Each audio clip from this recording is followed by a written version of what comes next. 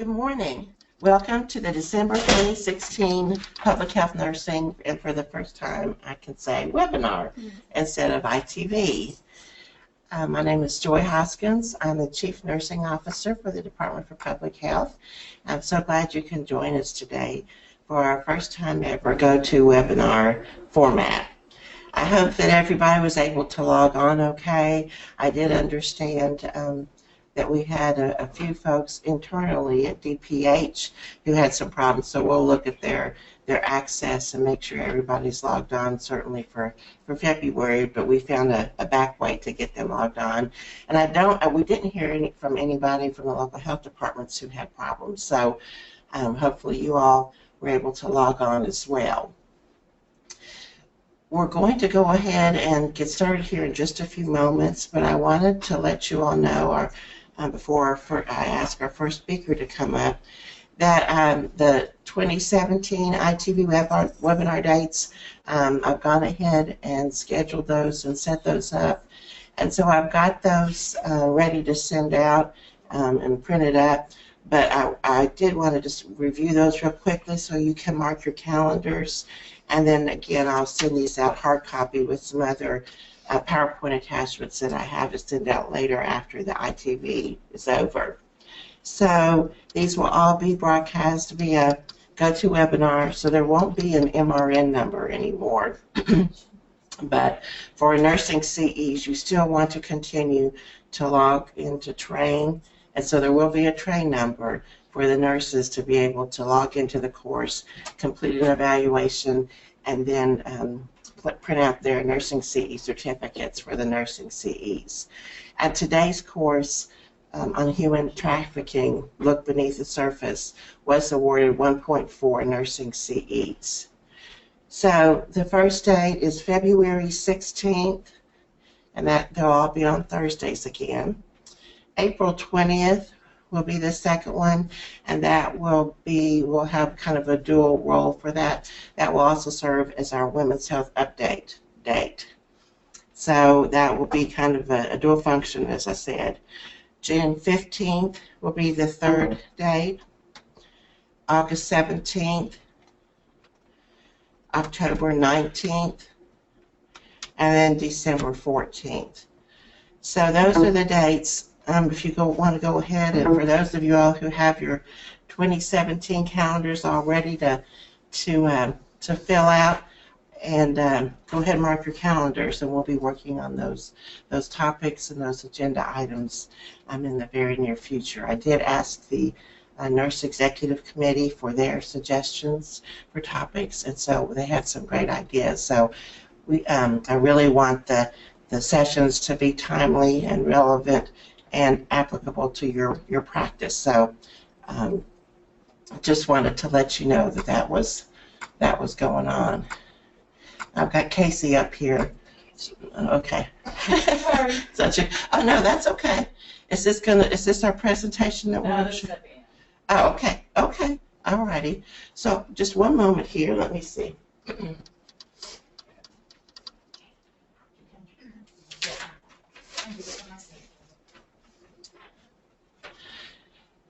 So with that, I'll go ahead and ask our first speaker, Allison Taylor, to come up. And I'd like to read just a few brief points about Allison. And not only is she a friend and colleague, but she's also a longtime advocate for women and children across our state. And so I just wanted to share a few of her accomplishments with you. Allison Cox Taylor is a native of Frankfort, Kentucky. She received a Bachelor of Arts in English and Government from Morehead State University in 1999, where she received the Outstanding Senior Government Major Award. While in college, she participated in the Women in Public Policy Internship Program with the Washington Center, where she served as the Victims Advocate for the National Coalition Against Domestic Violence, assigned to the Washington, D.C. Family Court, which was the first of its kind in the nation. In 2002, Allison completed her Juris Doctorate at the Brandeis College of Law at the University of Louisville, where she graduated as the Outstanding Female Graduate. That doesn't surprise me a bit. for her work to address the needs and concerns of women and children. So we're very fortunate to have Allison with us today to talk about human trafficking.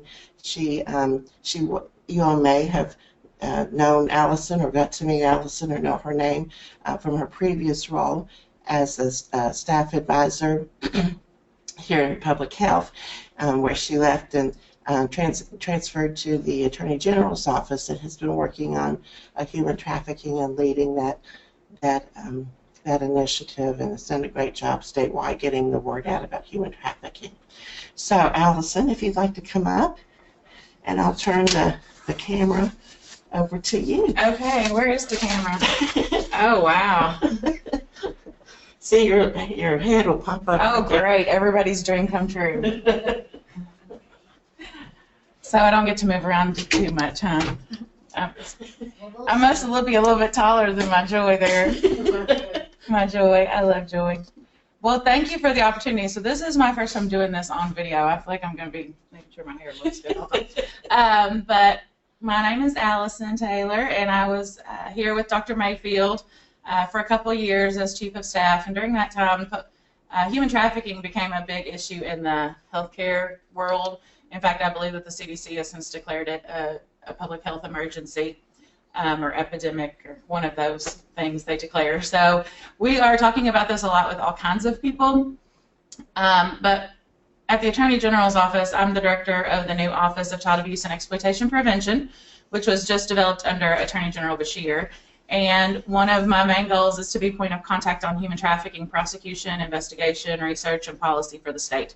So we're getting the word out to everybody we can about what to look for, and you all as public health workers are in a very unique position to be able to spot possible trafficking victims. So we need you to know what to look for, and then we need you to know what to do if you do think that you've encountered a possible victim. So do I need to do something to...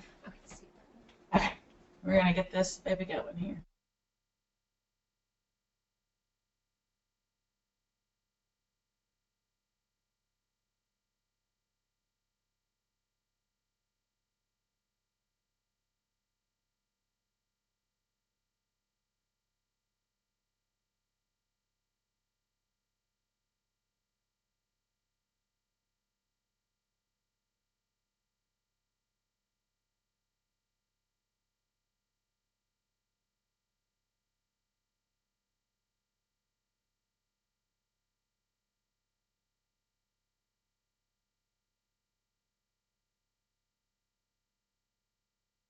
Here we go. Is it at the beginning? Yeah, it's not at the beginning.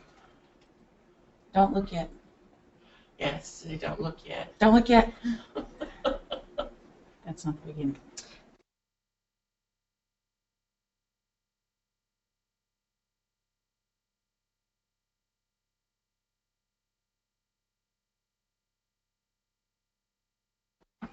Now we're good. So do I just push these arrows, or how do I? Yes, you can click or push. Okay. All right. So I talked a little bit about this. So we are reaching out to anyone who can be in a position to interact with possible victims of human trafficking. And so, of course, we've been training law enforcement, prosecutors, and judges for a long time. Firefighters and EMTs are also on our list of folks we've been dealing with. In fact, paramedics are going to be required to do an hour of training on human trafficking to maintain certification here in the next year or so. So we're getting ahead of the game on that and helping develop modules for them. We've partnered with the Truckers Against Trafficking to work to train truck drivers, travel plaza employees, and our commercial vehicle enforcement. And then also we've been working with some of the health department inspectors and environmentalists, because as they go in to inspect these different businesses, they may have an opportunity to interact with victims mainly of labor trafficking, but also possible sex trafficking. Teachers and whole communities, we want everyone to know what to look for, because a lot of folks think that human trafficking doesn't happen here, and it does. And the reason that a lot of people think it doesn't happen is because this is what they think that human trafficking is. All of these pictures that you see on your screen of foreign nationals being piled into a bus or a boat or some other place and being brought in from foreign countries. This is trafficking in a lot of situations, but this is not what it usually looks like in Kentucky. And so if people are looking for this, then they're missing what is going on and what they should be reporting. The picture on your bottom right is actually smuggling, which is a different kind of crime. Human trafficking is a crime against the person. Smuggling is a border crime, so it's a crime against a country's borders. And it's a different animal, and it's prosecuted by the federal government. So what human trafficking actually looks like in Kentucky is lots of sex trafficking. You see here pictures of truck stop prostitution, of young girls dressed up standing on the street, children involved sometimes in child pornography and other types of sex for money or drugs or anything else of value. And then that picture on the top left is a kid in a labor trafficking situation. We see labor trafficking all over different areas in Kentucky in different industries, but we see it a lot in our farm workers, restaurants, nail salons, places like that, and we're going to talk about that a little bit too. But just to kind of change your mind about what trafficking looks like so that you understand why it's important that we all know what we're looking for. These are just some statistics regarding trafficking in America, and this is related to sex trafficking. 80% of victims of sex trafficking in America are females, and 50% of those are under 18. And at any given time in the United States, there are 300,000 kids at risk of being trafficked a year. Most traffickers are male, and it's a $32 billion industry. So it used to be that the top criminal syndicate was the trade of drugs, followed by the gun trade, and then the human trafficking. Human trafficking has actually gone up to number 2 because if you think about it, you don't have to. If you sell all your drugs or you sell all your guns, you have to get more drugs or guns to stay in business. But if you have a human being who comes home at the end of every day or who you have control over, who can go right back out the next day and continue to work for you, you never have to replenish your product. So we should anticipate that this will become the first #1 money-making industry in the world before long. Right now, it's a $32 billion industry in America. This is just the sex trade. It's about $126 billion worldwide. And if you think about the fact that a pimp or a trafficker can make up to $200,000 a year per child prostitute, and most of them have 4 to 6 kids that they're trafficking at any given time, that's a lot of money that they're making. So there's a big incentive to participate in this criminal enterprise. Most of the cases that we deal with in Kentucky are domestic citizens, so they're U.S. citizens, and most of them are trafficked by other U.S. citizens. So it's not so much of a foreign national problem like people think that it is.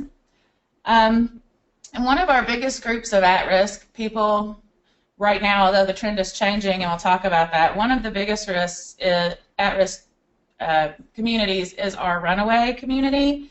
And so kids will get mad, teenagers usually will run away from home, they get out on the street and they don't have a plan. So they begin to participate in what we call survival sex, which is I got to figure out a way to eat, I got to figure out a way to have a roof over my head, to get clothes. And so 1 in 3 kids on the street will be lured into prostitution or survival sex within 48 hours of leaving home.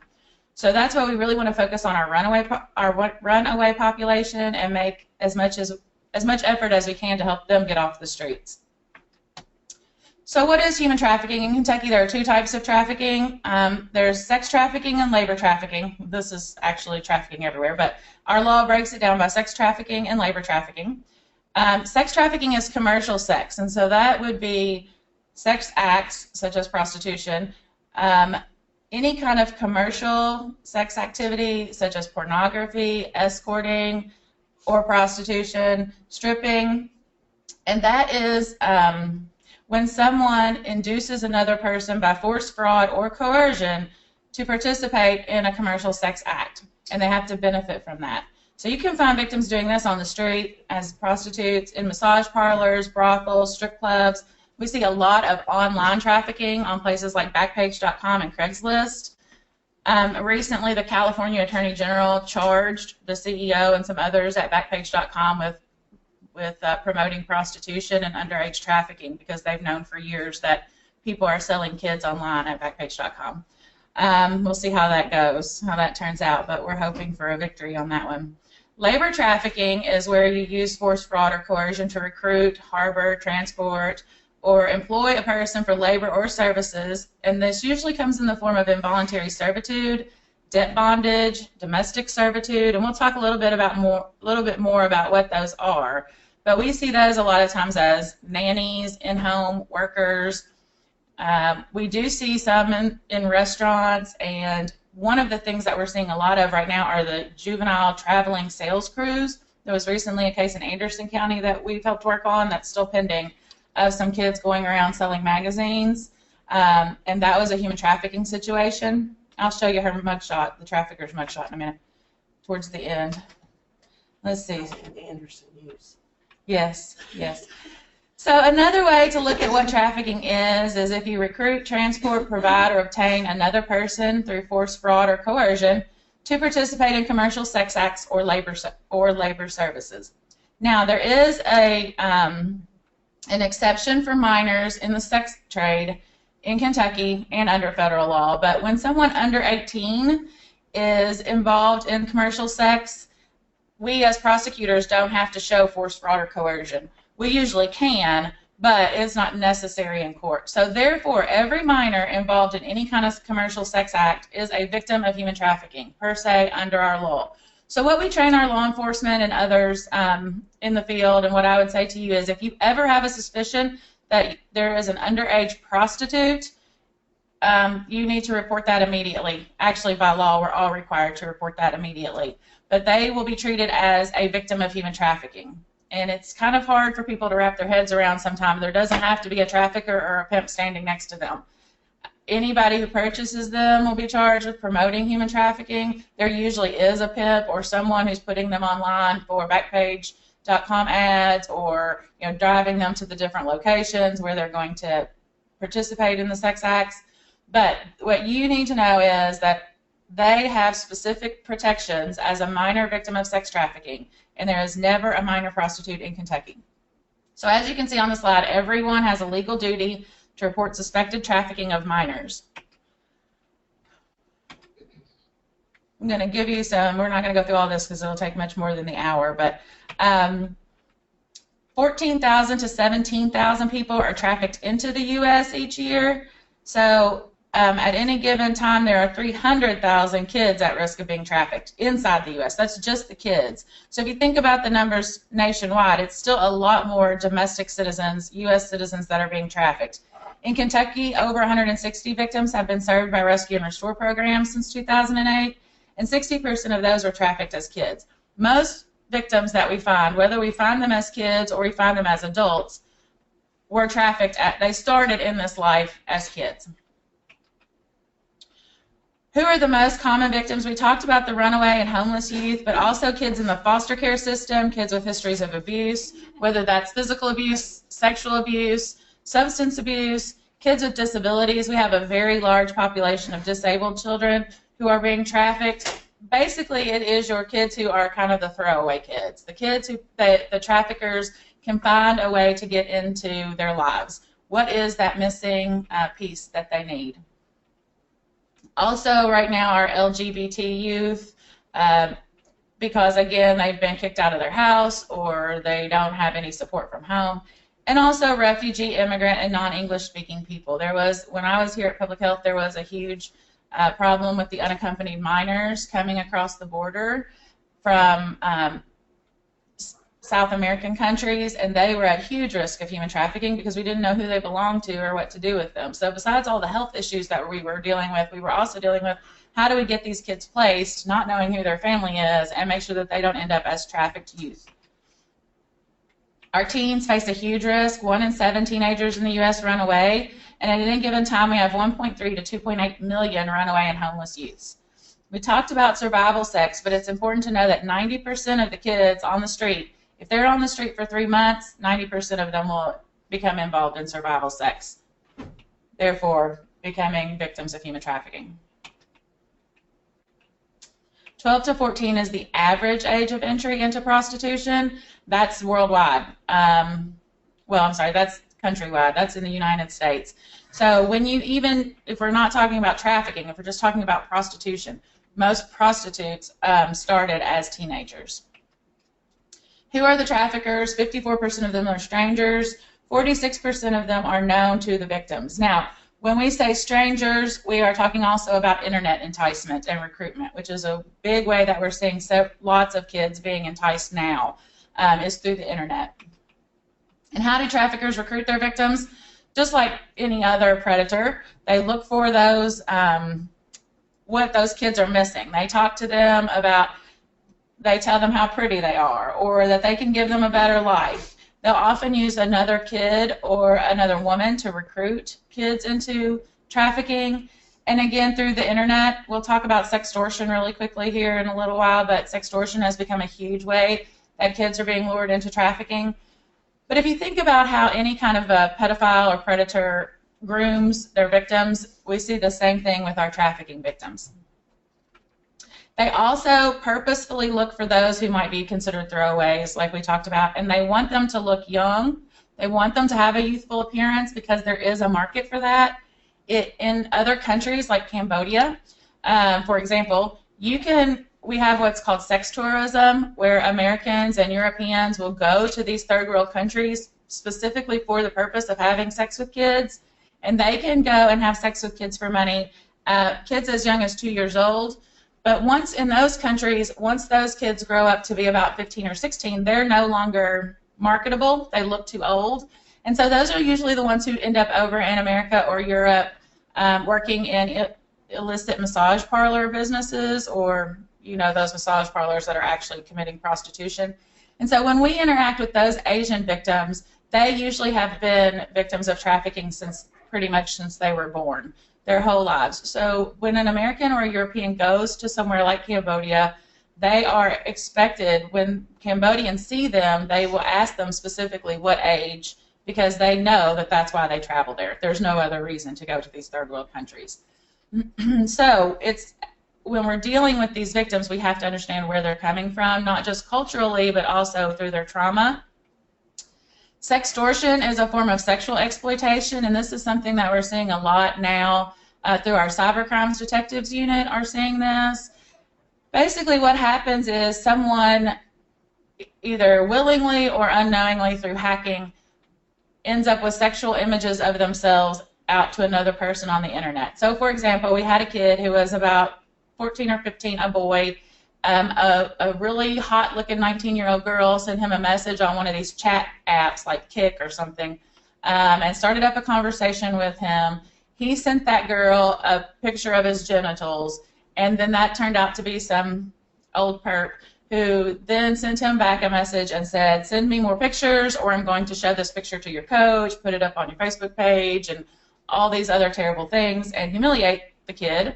And that's what we see a lot. So sometimes they extort them for money, but most of the time they extort them for more pictures, for video, and in this case, ultimately, the perpetrator ended up forcing the kid to commit a sex act against his little brother on the webcam. So what we're working on in our office is to determine if that was recorded and then sold, because if so, then the person is getting a financial gain and it becomes trafficking. Regardless, if it was recorded, it's child pornography, but there's all kinds of other crimes involved in there. But the point is that when the perpetrator gets something of gain from it, it then becomes trafficking. There was recently a really big bust in the Philippines where some kids they were held by the traffickers, and they were little, as young as 2 years old again.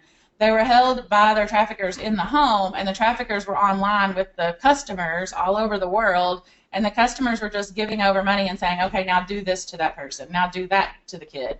I want to see you rape the kid with a baseball bat, whatever. And the traffickers were doing it, and so the traffickers were never leaving their homes. The the customers were never leaving, but because of that exchange of money, it's human trafficking.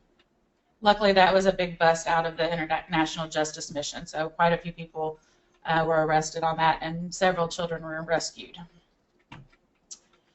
So in sextortion, because we are seeing so much of it, 78% of those victims are minor females, and there are 3 ways that perpetrators can get the images. Sometimes they willingly provide them under false pretenses, which is the most common, kind of the example that I just gave you. But there are also webcam hackers. Cassidy Wolf is the 2013 Miss Teen California and 2013 Miss Teen USA, and she was sextorted. Somebody sent her pictures of her and said, send me better pictures or I'm going to release these. She knew she hadn't sent her picture to anybody, and turns out that the guy who actually was somebody she went to school with but was a couple years older than her had hacked into her laptop camera and was recording her when she got out of the shower, recording her getting dressed in her room. And so we had all these images. And so the simple story there is close your laptop when you're not using it. Make sure your kids are closing their laptops. But then also some kids at George Washington University, their phones were hacked and their computer accounts were hacked. So they had the pictures on their phones or their computers, and even though they didn't send them to anybody, someone was able to hack those and started sextorting a bunch of students at George Washington University. Amanda Todd, if you Google her, there's tons of stories about her. She's sort of the first famous sextortion victim. She ended up committing suicide, but there have been a lot of documentaries about what happened to her. There are PSAs out there if you want to show your kids. This is one. We work a lot with the National Center for Missing and Exploited Children. And so this is one of theirs. Oh, sorry, do over. I can't stop thinking about you. I know you've been waiting for this for a while. I wanted to give you something special.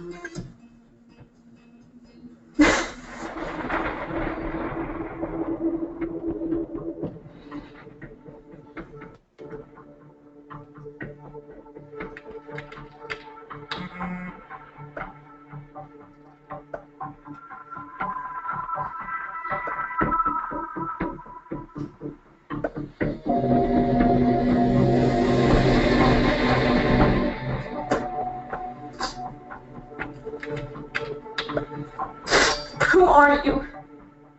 Why are you doing this?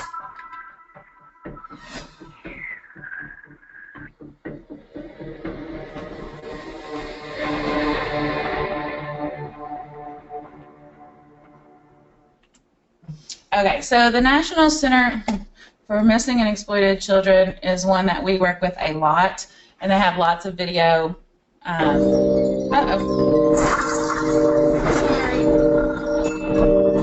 Public service announcements have long been a means of conveying important messages, though some resort to particularly extreme methods. This is what your family goes through. And your friends. And your drugs. That's your future. Nice. Yikes. See if I can get us back up and going here.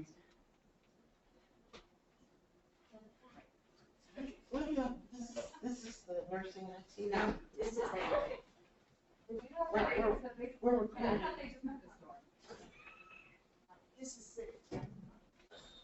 There we go. All right, sorry about that.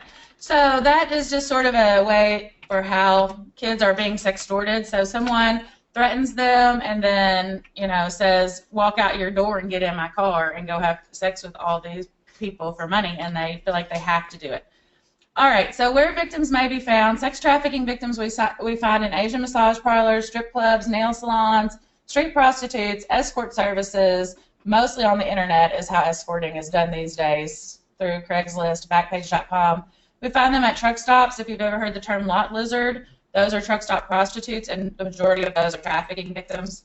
Latino residential brothels we have a lot of in Kentucky, and those are usually only sort of accessible to other Latinos from the same areas. Hotels, and then at large events. We participated in 28 human trafficking detail stings during Derby just this year with Louisville Metro Police Department. So that's an example of how large events, it's basically people go where the money is. Labor trafficking you see in domestic service. It's kind of like we heard for a lot of years, the diplomats in Washington, D.C. from foreign countries would have someone basically working for them as a house slave. Well, that happens here too. I'll show you a mugshot, probably. I don't know which presentation I have here. I'll show you a mugshot of a cardiologist in the Lexington area who basically had a house slave for a lot of years and was prosecuted. Construction, and then the door-to-door candy or magazine sales. Those are called juvenile sales crews. They're the #2 reported human trafficking in the country. We've got at least 3 cases that we're working on at the Attorney General's office right now of these kids. They basically work under quotas. They're not allowed to sleep until they've sold what they're supposed to sell, and the money goes to the trafficker. So we can prosecute human trafficking at a federal level and a state level. It can be investigated by local, state, and federal law enforcement. The actual criminal laws for human trafficking, which you probably don't really ever need to look up, but if you do, they're in KRS 529.010 through 110. Basically, human trafficking is when a person intentionally subjects one or more persons to forced labor or commercial sexual activity through the use of force, fraud, or coercion. Again, if it's a minor in the sex trade, we do not have to prove that they were there by force, fraud, or coercion. Another crime is promoting human trafficking, which is when you make a benefit off of the business, but you may not be the trafficker. So, for example, if you're the hotel general manager and you're taking $10 off the top of every room that gets sold to the trafficker, you're making money off that situation. So you become promoting human trafficking. Also, this is how we can prosecute Johns, the people who buy these kids and these trafficking victims to have sex with them. So promoting human trafficking is another tool that we have. It's important to know that Kentucky has some of the best trafficking laws in the country. We're rated A+ in all those groups that rate trafficking laws at the federal level. So we're really lucky to have good things to work with. We just have to be able to identify the victims. The age is presumed to be under 18 if it appears that the victim is under 18. So basically, you can't go out looking for somebody who looks like a little kid, have sex with them, and say, "Oh, well, I didn't know that they weren't under 18." And if you get convicted of human trafficking of sex against minors, you are required to go on the sex offender registry and complete sex offender treatment. Currently, there's a loophole in the law that if you are charged with promoting human trafficking, you are not required to register. But we have legislation, hopefully in the 2017 session, that will change that. If you're a John buying sex with a kid, you need to be on the sex offender registry. There are also, and they're sentenced as violent offenders, which means they have to serve out 85% of their time. Speaking of time, am I almost out of time? Okay, good. You've got 45 more minutes. Woo! All right, I'm getting good at this. I usually run way over. There are also court protections for child sex trafficking victims. So when I was prosecuting like child molestation cases in Louisville, I could take the kid into the judge's chambers with the defense attorney and an advocate and not the perpetrator. And they could do all of their testimony in camera in the judge's office without having to look at the person who sexually abused them. And so we've given those same protections, and there are others too, but that's sort of the easiest one to explain. We've given the same protections in court that childhood sex abuse victims get to child sex trafficking victims, which makes sense. They're still child sex abuse victims. So human trafficking is a Class C felony, which means it's a 5 to 10 year sentence. Unless there's serious physical injury involved, then it becomes a Class B felony, which is 10 to 20. If a minor is involved, it's also one class higher. So hypothetically, if you had serious physical injury of a kid who was a trafficking victim, it would be a Class A felony, which is 20 to 50 years. Promoting human trafficking is a Class D felony, again, 5 to 10, unless the victim is under 18, in which case it becomes a Class C felony. So you see that our legislature is placing the emphasis on protecting these kids from trafficking. Another thing that we've added that's different in other states is forgery in the second degree. So if I help someone falsify their documents, whether that's immigration documents or even a fake ID, state government issued ID, say we want to have this kid work in a strip club, and we help her falsify her identification, then we can be charged with forgery in the second degree. But it has to be done in the course of human trafficking. So if I'm 22 and I help my 20-year-old friend get a fake ID to get into the bar, I've not committed a felony. This is, again, in the course of human trafficking. It's just another tool for us. Labor trafficking, we also have some special rules in Kentucky. Labor trafficking victims can get punitive damages, punishment damages, about 3 times the amount of wages and overtime that they were due, that they weren't paid, as well as their court costs and attorney fees. Most labor trafficking victims just want to work. They don't want anything from their traffickers. They just want to be able to avail themselves of the protections that they would have in America, whether they're American citizens or not. But we do have this out there to help them be made whole. And then the Labor Cabinet is required to report all suspected incidents of human trafficking to law enforcement.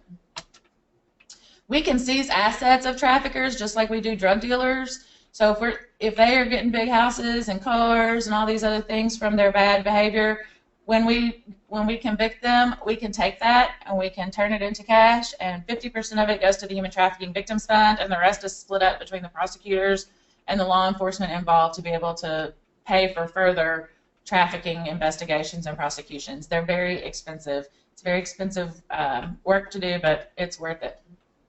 Also, if you're convicted of human trafficking, you have to pay $10,000. This is above and beyond any restitution or anything else. As far as asset forfeiture, you're required to pay $10,000 to the Human Trafficking Victims Fund. The Human Trafficking Victims Fund is where we can put those forfeited assets, these contributions, grants, any other monies that the government might give us, and use those to supplement law enforcement, victim services, and other things related to human trafficking. Right now, there's no money in that fund. The few human trafficking cases that we've had have not had convictions, have not had orders to pay into the fund, partly probably because prosecutors aren't that aware of it, but secondly, because we've just had poor traffickers. But we still are encouraging our prosecutors to order that $10,000 to be paid. We had a case, a friend of mine who's a prosecutor in Chicago had a case where the guy had no money. He didn't order any restitution. A couple years down the road in jail, the inmate got beat up by the corrections officer and won millions of dollars from the government and from the jail, and they would have been able to take that and put it toward restitution had they ordered it. So you never know. Your bad guy might get rich, so you want to order that, that be paid. We have to get trained. Law enforcement, prosecutors, and judges have to be trained. I'm sure that the trend will come that nurses and everybody else, just like it was in the days of having to get trained on domestic violence, that it's going to trend toward human trafficking. We know the paramedics now are going to be required in the next year to do an hour of training to keep their certification. So it's probably coming. The Kentucky State Police has to designate a unit to receive and investigate human trafficking complaints. So we've been working with them to help them do that. We coordinate a lot, most of the investigations and interactions between law enforcement and victims. So human trafficking victims have certain rights in Kentucky. These are what we call safe harbor laws. They are not to be imprisoned or detained for their underlying offense unless it's necessary for their safety, they pose a threat to the community, or detention is the least restrictive alternative. And so what does that mean? We can't lock up trafficking victims for prostitution. That's basically what it means. We also can't lock them up for drug muling. There's a lot of ties between drugs and trafficking. And also communications between trafficking victims and trafficking victim advocates are now privileged, just like if you were talking to your counselor. So we can't call victim advocates into court and force them to testify about what the victim told them. There are immigration protections for victims of trafficking, and the reason I'm telling you all this is if somebody is afraid to disclose to you because they think they're going to get deported or they think they're going to get arrested because they've been committing criminal acts, all you have to be able to do is explain to them that we're not looking to lock up people for being trafficking victims. So some of the immigration statuses that go for victims, and there is sometimes an argument like, oh, people just pretend to be trafficked so that they can get immigration status. It doesn't happen. They don't know about this when they come over here. Most of them, actually we have a case right now in Lexington pending trial where the people came over here on a visitor visa. They had no intention of staying here and they got pulled into a labor trafficking situation. And that case is set for trial. But anyway, so continued presence is something that we can get for our witnesses, our victims, anybody that we need in the case. And it basically ends when we say, okay, we're done with them. But we don't want our witnesses all getting deported. Then we can't make a case against the bad guy. There are a bunch of other visas that apply to victims. When I was a prosecutor, I did a lot of U visas. Those are for domestic violence victims and other serious sex crimes. Basically, it's a 4-year visa. They have to apply. There's a whole lot that goes into it, and you have to have an immigration attorney be involved. The prosecutor's not going to do this, not only because, I mean, I can say with love the prosecutors aren't going to know how to do this, but we would never want it to be that the prosecutor got them some visa so that they would cooperate. But it's something that you can tell them that there are protections out there. The T visa is for victims of trafficking who are cooperative with law enforcement, and these are 4-year visas, not the continued presence, but the rest are 4-year visas so that they can work to either become legal or go back home.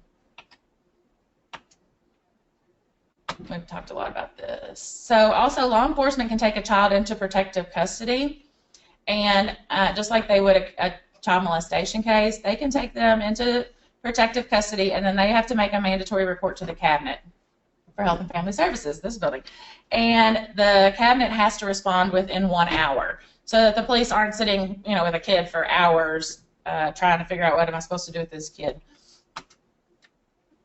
And then the cabinet has to respond as if it's a dependency, neglect, and abuse case. So if you, as a health department worker, call the cabinet and say, I have a victim of human trafficking here, or a possible victim of human trafficking, they have to report to you within an hour, and they can't say, oh, well, it's not their parent who trafficked them, so sorry, can't help. Those are their normal policies, that they only get involved if the person neglecting or abusing the kid is a parent or a caregiver or a guardian. But we were seeing so much of the trafficking being an older boyfriend, and I use that term loosely, or some other non-family member pimp trafficker, that they changed these laws to require the the Cabinet for Health and Family Services to respond and treat these cases just like a DNA case, regardless of relationship. And so they have to provide assessment, treatment, housing, all the things that they would do to for any other kid. And let's see, is there anything else I want to tell you on about that? Sorry. All right. So now to the real part that you all need to know is, what are we looking for to identify trafficking victims? Number one thing that you're most likely to see is branding and tattoos. I'm going to show you some pictures of those, but mostly the thing that's most visible is branding and tattoos. So if you see a lot of people in your community with the same tattoo, it's a good sign of a trafficking situation. Now, it could be gang life, but they're also very tied in with each other, so don't just dismiss it as gang life. They also may not have an ID, or they'll have just fake IDs, multiple cell phones. They don't know where they're going to stay. If you ask them where you're going to go tonight, they don't know because somebody else takes care of that. They don't get any choice in that. A lot of times they don't even know where they are. If you ask them if they're in a traveling trafficking situation, so some traffickers kind of work the big events, so they might go to the Indy 500 and then come to the Derby and then go to the Super Bowl, and so a lot of these folks don't have any idea where they even are or where they've been. If they're homeless but they have all these nice clothes and jewelry, phones, all these things that poor homeless people you wouldn't expect to have, that's a sign of a trafficked youth. So this kid here, she was trafficked from Florida, and her social worker actually tracked her on Backpage with the help of the National Center for Missing and Exploited Children, and her tattoo across her chest says Successful. Successful is her pimp's name. And so on the street, pimps, traffickers, they don't go by their government names. They go by different slang street names. But they were able to watch her across Backpage. No matter how her look changed, that tattoo didn't change. She was actually sold in Georgia and Tennessee. She was arrested with a fake ID as an adult and charged with prostitution in Tennessee. She was sold in Kentucky, and ultimately they rescued her in North Carolina. So that's just an example. Usually branding is going to be on the neck, on the wrist, or across the chest like this girl. But a tattoo is a good way to start a conversation, like, oh, successful? What made you get that tattoo? Here are some other pictures of branding. Barcodes are a big thing in the trafficking world. People don't need barcodes, so if you see a person with a barcode, that is a huge indicator. Also, a lot of the times the branding will be carved into the people rather than tattooed. So like this girl, Unashamed is her pimp or trafficker. And so that's carved into her rather than an actual tattoo. This one, Master and Slave, that's from another state, and it just, Master and Slave, big red flag. So he's the trafficker and she's the slave. It's a giveaway there. The one on the left is one from a trafficking ring that my friend in Chicago was involved in prosecuting, and they were European women, but the trafficker had women in Chicago and New York.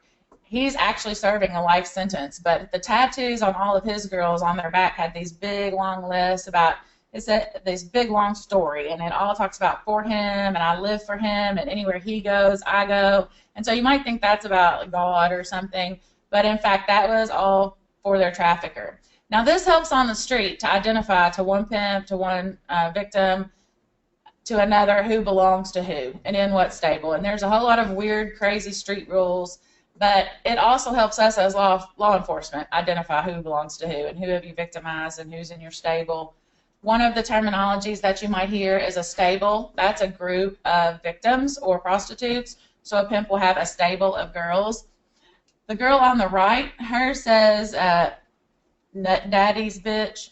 So daddy's girl, daddy's bitch, baby girl, all of those are terminology that are commonly used in the life. So if you see somebody with a daddy's girl tattoo, that's a really good way to start a conversation, especially if you're starting to see people with a similar kind of daddy's girl tattoo or daddy's baby, daddy's bitch. They will call the pimp or the trafficker their boyfriend or their daddy, and that is a sign that they're in the life. If they say something about being in the life, that's prostitution or trafficking. So it's good to know that terminology because you might not know what they're saying to you when they talk that way.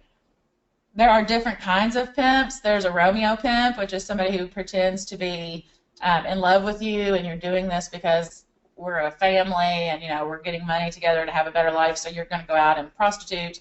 And then, of course, they beat them into submission if they don't do it. Then there's also what's called a gorilla pimp, which is somebody who just basically beats you into it from the beginning.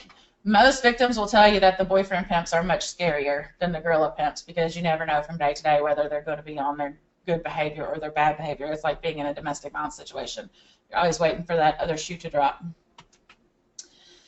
You can also often see injuries hidden in the brands. They will do this, you know, to enforce their control, but not make them obvious injuries. So if you see cigarette burns inside of tattoos or brands, if you see cutting inside of those, that can be a sign. Also, obvious attempts at removal. We've seen people try to burn them off with acid, victims to try to get that off. We've seen them try to cut them off, almost like shave them off their skin. So, I mean, there are lots of people who get a tattoo that they hate, but they don't usually try to burn it off or scrape it off. So that's a good indicator that this was put on them under some form of duress. If you think about the emotional or psychological effect of every time you look in the mirror, you see your perpetrator's name on you, you can see how that can really work to beat them down. We're also seeing a trend toward going to the tattooing inside the lip. There's a picture of that on the top right because it's less obvious, I guess. So if you see something like that, that's another good thing to start a conversation about. They often have inconsistencies in their story.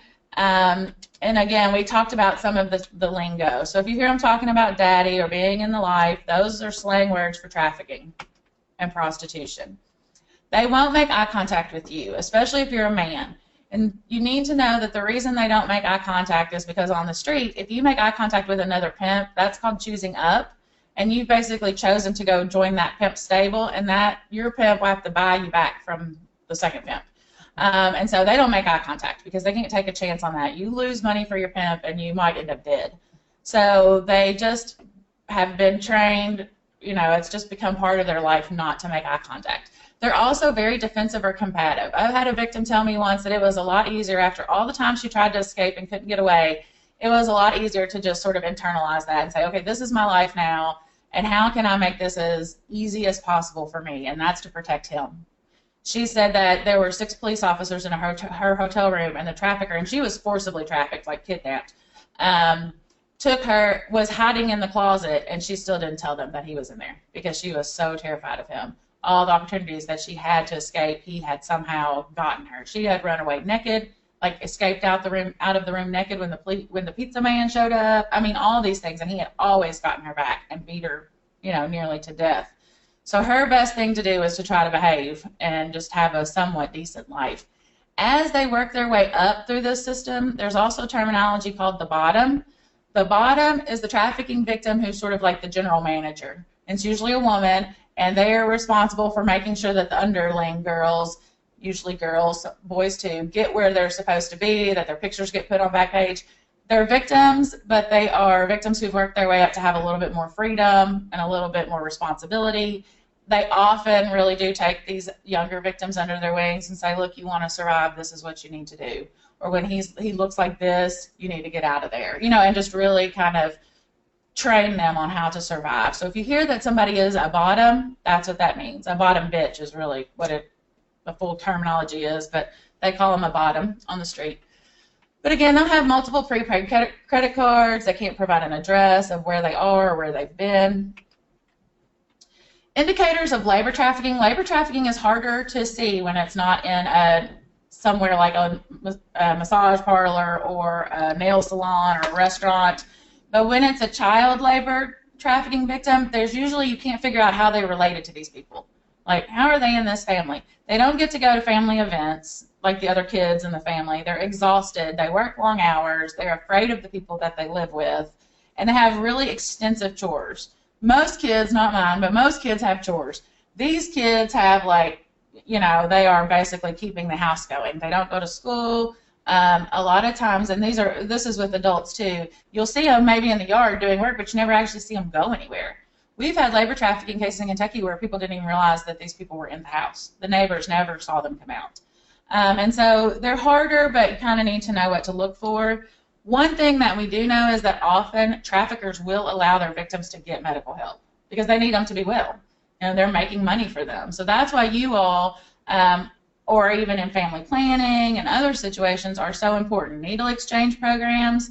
We have a lot of forced drugging in the trafficking world, and so what that means is I wasn't a heroin addict, or I am a heroin addict, but it's usually heroin. They will forcibly inject them and get them hooked and then withhold the drugs until they go out and do what they're supposed to do. So they get sick, they get dope sick, and they'll do anything to get well again. And so they are literally committing sex acts for drugs from their trafficker. And so we anticipate that traffickers are probably going to allow victims to go to needle exchange programs to, you know, to stay somewhat well as far as the illnesses that go along with that. So kids and adults who've been sex trafficked especially, but any kind of trafficking, they suffer from PTSD, just like you hear of soldiers having. If you look at this quote from the Justice Resource Center, they said they're like soldiers returning from a war zone. They're damaged in mind, body, and soul, and yet they must return to the war zone every night. So they repeatedly go back into the life. And so you should expect that they're going to act like someone with PTSD. They're not going to be warm and fuzzy. They're not going to love you. You may not even want to help them after your first interaction. But if you really think about what they've been through, there's no way you don't want to help them. They have hyperactivity. They startle easily. They have really exaggerated emotions. Fight or flight, we see a lot of that with law enforcement. And they don't trust law enforcement. They might actually trust a healthcare provider or someone at their health department. But they have memory problems. They have nightmares. They'll disassociate, where you think they're just ignoring you, but they're really actually thinking about some traumatic experience. They don't concentrate. So they have to have a lot of specialized services for these victims. And what we have to try to give them, we being the advocacy community, is immediate. I mean, we got to meet their immediate needs or they're going to end right back up on the street. In March, we dealt with a girl who was sold by her foster mother, who ended up adopting her, but was sold by her mother to a truck driver. She had the mental capacity of a 10-year-old, so her mother still had guardianship of her and, of course, was collecting her Social Security and those kinds of things. But she literally was 20-something but thought like a 10-year-old. And so she had been trafficked all over the United States. The person who bought her was a truck driver, and she had every STD except syphilis. So HIV, hepatitis, everything. And when we got her rescued in March, and it was actually her foster sister who found out she was back in Kentucky and went and like forcibly took her. When we got her back, she had already had sex with 500 people in March. So think about the public health aspect of that, if nothing else. But she knew how to do nothing else. If you needed shoes, you went and you had sex for money, because she had the brain of a 10-year-old, and that's all she knew. So we could have put her in a juvenile facility because she wasn't a juvenile, but when we put her in an adult facility, she would just walk right out and start prostituting because she didn't know anything else. So we have to really specialize our services to our victims' needs. They obviously need counseling, they need money, and then some of them need help with their legal status. And so we try to provide all of that, mostly through Catholic Charities of Louisville. They're the preeminent advocacy group, but it's starting to spread to some other organizations as well. If you ever need contact information, you can email Joy and she can find me, but generally it's usually, like I said, Kentucky Rescue and Restore at Catholic Charities, and then also the National Human Trafficking Hotline. If you'll look at it here, It says 1-888-3737-888. It's broken up funny so that victims can remember it without having to write it down. So it's not how we usually memorize a phone number. But we can give you cards. We can give you little chapsticks to have in your health departments that are very incognito, that someone can just put in their pocket for a time when they can call. They can text to be free. Now Polaris, who runs the National Human Trafficking Hotline, has had way more even contact with victims through their text program, because you can text and nobody can hear you texting, whereas you can hear with a phone call. They've literally been texting with victims as the police were hunting them down, to go and rescue them. So the Be Free, BEFREE text has been a huge help at the national hotline. I'm not going to go through all of this because I think we've talked a lot about the... You got 15 minutes. I got 15 minutes. Woo! Okay, so this is the doctor in Lexington who he and his ex-wife, now ex-wife I guess, Christina, they were charged with harboring an illegal alien for financial gain. That's a lot of times what the feds will prosecute instead of human trafficking. But basically she was a little Filipino woman, and she came to America to work. She took care of their kids. She cleaned their medical office. She basically was a slave for so long that when she ran away at 60-something years old, she said, I had to get out of there or I was going to die. She slept on the floor in the kids' nursery. She loved the kids. It was very heartbreaking for her to end up getting these people in trouble. But they did pay her back wages. She was there with them for 14 years, 12 or 14 years, and they paid her back wages of $100,000. But Dr. Ars, he still has his medical license and his practice in Central Kentucky, so I like to show his picture whenever possible. Okay, this is another federal prosecution, and this was in Taylor County. This was an American boy who was taking American girls and selling them to his friends. They were underage, and he was also prosecuted at a federal level. For a long time, we didn't have state level laws. We just got our state level laws on trafficking starting in 2008, and we've really beefed them up, and every year we're making more laws as we see things that we need. But this case was in 2011, and the feds prosecuted it, and he actually was prosecuted under the Mann Act, which means you can't take a woman across state lines. No, I'm sorry, scratch that. He was charged with conspiring to benefit financially from a prostitution venture that recruited, enticed, harbored, transported, or provided to minors. So basically trafficking under different federal laws that they have, and he served 84 months in prison and then lifetime supervised release. So they got him good. But it just goes to show you that the girls, this was in Campbellsville, so this is not just a Louisville problem or a Lexington problem. The first state-level human trafficking prosecution was in 2011 in Louisville, and it was actually Detective Andre Bottoms. I have to always give him a shout-out. He's retired now, but he was a great Vice detective, and Vice is usually who will have the most opportunity to interact with these folks because they do drug stings and prostitution stings. But they were doing a drug sting at a strip club, looking for heroin, and he had been through the LMPD training that was required then under law. We just passed the law, so we were training. And he saw these two, Ritter and Goodwin, came up to his car and basically offered him sex with this girl, and he thought, she looks young. There's no minor prostitutes in Kentucky. So he started doing some investigation, and she was 17 years old and had been forcibly drugged on heroin. And he, as the main actor, Ritter, ended up pleading guilty to human trafficking and got 10 years to serve. The good one, I would imagine she was probably a bottom, I don't know. But she got a suspended sentence for some criminal abuse charges. I'm trying to find out what happened with this case. Not this case, a different one. But this one basically was in Hodgenville, and these lovely people. This woman had a foster daughter who was 15 years old, and she was trading her for sex to the man on the left who was her landlord, and he was giving her like rent reduction, stuff for her house. So it goes to show you that it doesn't have to be money. It can be anything of value. It can be a reduction of the rent, candles, whatever, to decorate the house, food, drugs. We see a lot of trading for drugs, but this one you probably heard about. It was in Madison County. These two dressed their 13 and 14-year-old daughters up, skimpily and put them outside of the movie theater, and a teacher drove by and saw it and called the police. And so they ended up with suspended, probated sentences, but that was a case of human trafficking in Kentucky. What I'm trying to show you is that we never know, we don't expect it to look like those first pictures that I showed you. We expect it to look more like what I'm showing you now, somebody trading their foster kid for rent reduction, or forcibly drugging somebody and pimping them out in the parking lot of a strip club.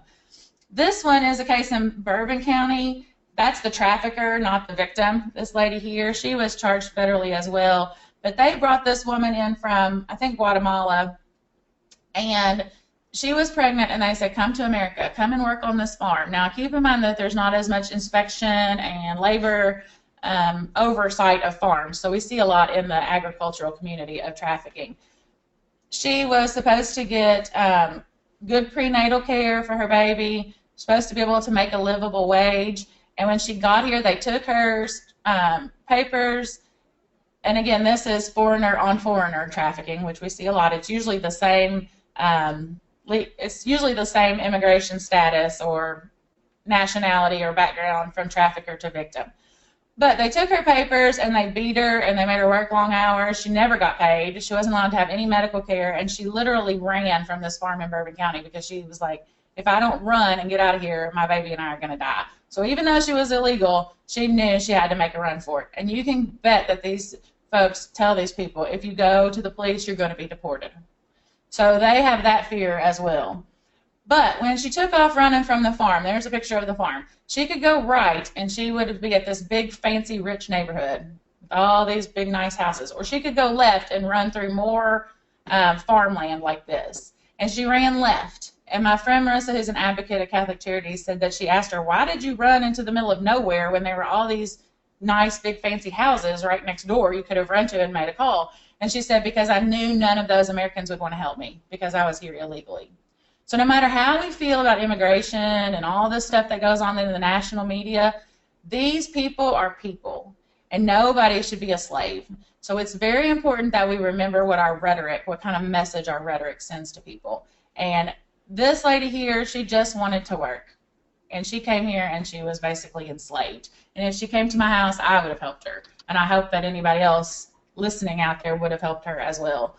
But she ended up getting restitution for the money that she was owed. The trafficking, this woman did 18 months in federal prison, and she's back. The victim is back home. The baby's fine. Everything's fine. But it's because she ran. It's not for any other reason. This was a recent case in Frankfurt. This guy met these girls online and enticed them to send him nude photos, and then he would put those nude photos on Backpage and sell them, and he was bringing the girls to this hotel and selling them to his friends for money, and they were actually sold to two undercover Franklin County Sheriff Department officers. And so he was convicted, and he's serving 10 years. It's probably one of the best sentences that we've had in a while. There are issues with it, but, you know, we're working on it. And our office, at the Attorney General's office, our cyber crimes guys are like the most amazing tech nerds ever. Helped with that as well, because they're able to pull down the images off Backpage, identify where the people are based on their IP addresses, and I don't know, all kinds of smart people stuff. But that was a really good recent one. This one, Napier and Logston, was one that happened in May. This is the one that I helped with the Thursday before Derby. And this girl was on Backpage, this little girl, her picture's not on here, but she was in 8th grade, and she had only been in the life for about 3 months, so she didn't look too bad yet. But her mother had a drug debt to this guy Logston, Napier, and basically traded her and said, here, let my daughter work off my drug debt. And then once that was so successful, he just decided to keep her and work off his own drug debt. So he owed the big guy. This girl Logston is probably a bottom, but she's not in any way identifying herself as that. So she's also charged with trafficking. Right now, the feds and the state prosecutors are fighting over who's going to prosecute it. So that tells you a lot of what a good case it was. But talking to her, she was the typical everything I outlined. She wouldn't talk to us. She was half drugged. He was her boyfriend, and she loved him, and blah, blah, blah. The vice detectives who were running it were wonderful. They actually flipped her. You know, I thought I was the only woman in the room, so I would be able to sweet talk her and tell her how great she was, and she should really talk to us. And the vice detectives came in, and they were like, well, he's over there, and he said that you did this, and then she flipped out. He said what? And she started telling everything. So I did a presentation the other day in Louisville, and her CASA worker, her court-appointed special advocate, was in the audience and came up and told me that she's doing really well, that she feels really bad that she yelled at us as law enforcement, and I told her, we're good, don't worry about it. In fact, she didn't yell at us, she wouldn't even talk to us, but it tells you in her traumatic, state what she thought she acted like. And so I'm really happy that she's doing well, and I told her advocate to tell her, we were proud of her and to call us if she needed anything. But it's not very often that we get to hear back about how a victim turned out. So what we want to do is we want to identify the signs. Anywhere possible, document anything that you're seeing if you're, treating them. If you can document in their chart or whatever what it was that made you feel like there was an issue. Remember, if it's a minor, it must be reported to CPS, and CPS must respond to you within an hour. Also, report it to your local law enforcement or us at the Attorney General's office. And if it's just something general, like you're not with the person right then, but you see a van every week taking these kids to the truck stop or something, and you feel like you need to call the hotline, National Human Trafficking Hotline, also their number's there. We at the Attorney General's office are coordinating all tips to the National Human Trafficking Hotline and the Child Protective Services that come through Kentucky. So every single time there's a report of a possible trafficking victim, whether they're adults or minors, labor or sex, we get involved and we make sure that the locals don't, do they need us? Do they need help with technology? Anything. We're here to help them, and we call and coordinate and make sure that they're identifying, oh yes, that's a trafficking case. That's not just a child neglect case. And so it's really helping us to have good investigations. If you want to learn more, the Truckers Against Trafficking, we're working with them, the National Center for Missing and Exploited Children, NCMEC, as we like to call them. The Blue campaign is run by the Office of Homeland Security and ICE. I don't think they go by ICE anymore. Anyway, the immigration people. And they're like the softer, gentler ICE when it comes to human trafficking victims now. And so they have a whole campaign that's great on identifying victims. The Child Victims Trust Fund, those donate license plates with the plates with the crayons. I've been involved with the trust fund for years, and those plates, when you buy one of those, the funds go to prevention programs, but they also go to what's essentially a rape kit for a kid victim. So at the Child Advocacy Centers, child victims are taken there to be interviewed forensically and then also to have medical exams. You all are probably more familiar with the CACs than anybody else, but and those help to fund some of those exams and those programs. Rescue and Restoring Catholic Charities, GEMS, Girls Empowering and Mentoring Services is a national organization. Another organization that I've recently come to love that's not on here is called Survivors Inc., INK, and they are nationwide and now in Paris and Canada, France and Canada. But what they do is they partner with local tattoo artists to cover over trafficking victims' brands. It's too expensive to remove them, but they will go in and for free, those artists will go in and cover them over with a big flower or Phoenix Rising or whatever they want, so that when they look in the mirror they don't have somebody's name on them. And so human trafficking, why it's important, 6,000 times is the average that a victim of human trafficking will be raped. And their life expectancy is 7 years after they get into the life. So if they get into the life at 12, they'll be dead by 19. And their odds of rescue are 1 in 100. So for every one we rescue, we have 99 more we've got to find. And so it's very important that we work to help these kids. Before we go to this, I just want to, it won't take 5 minutes, but I want to show y'all something new that I just got, if I can find it. This came from my friend in Chicago who works for the National Attorney General Training Research Institute. This was a study prepared by the Denver Police Department, and lots of you all have probably seen the Faces of Meth. So they looked at their prostitutes and their trafficking victims over a period of 5 years, and this is what they put together. So this is Joanne. Come on, Joanne. That's what she started out as. Whoa, hold on, I did that wrong. My bad, y'all. Sorry. Ah. See if I can do this. That's what she started out as. I don't know if, yeah, okay. And so over 5 years, these were all the times that Joanne was, and these were all trafficking victims. These are all the times that she was charged with prostitution, and you can see how the life affects these folks.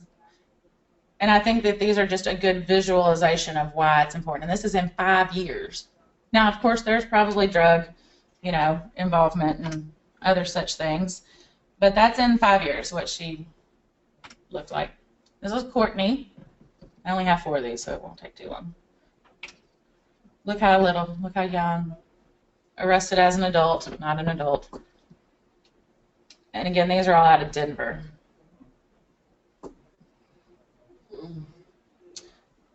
And so even if you're interacting with them and you see this kind of change going on, something, you can see visible injuries there where she's been beat up.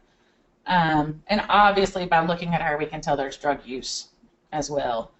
But so that's her 5 years from beginning to end. That little baby, that's somebody's little baby. Janice. Come on, Janice, there you are.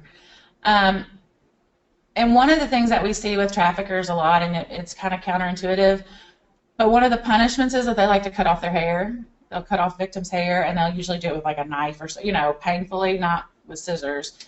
But at the end of this, you can see that Janice's trafficker cut her hair off, and it's not a good look, obviously. But and so that last one shows you if somebody comes in with their hair cut like that.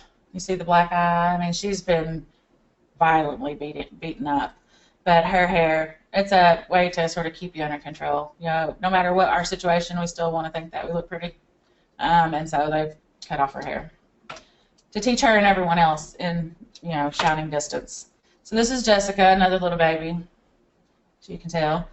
And again, these are just 5-year periods. These are not long times. And you see how many times they're getting arrested for prostitution and how many times somebody could have had an opportunity to interact with them if they knew the right questions to ask. And I'm not saying that they would have said, yes, I'm a trafficking victim, help me. But they could have started planting that seed. If you need help, this is the number that you can call. But you can see in 5 years how much she aged being in the life and what that did to her.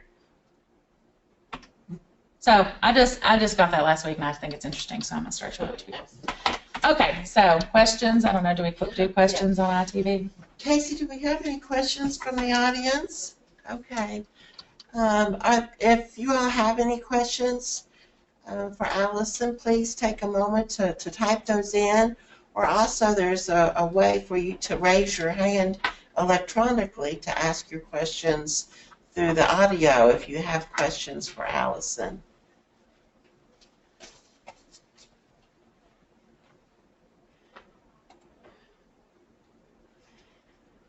Okay. Allison, thank you so much for your excellent presentation, and I learn something every time I hear you speak. And we so appreciate your advocacy. Thank you for inviting me. And your compassion for human trafficking victims. So, thank you. If there's, and you mentioned that if local health department nurse leaders, if they would like a presentation in their community or with their community groups or with their local health department directors or boards of health, how would just they? Email me. Okay. It's allison.taylor@ky.gov, the same as it was when I was here at Public Health. Or just get a hold of Joy. She can get a hold of me. Yeah.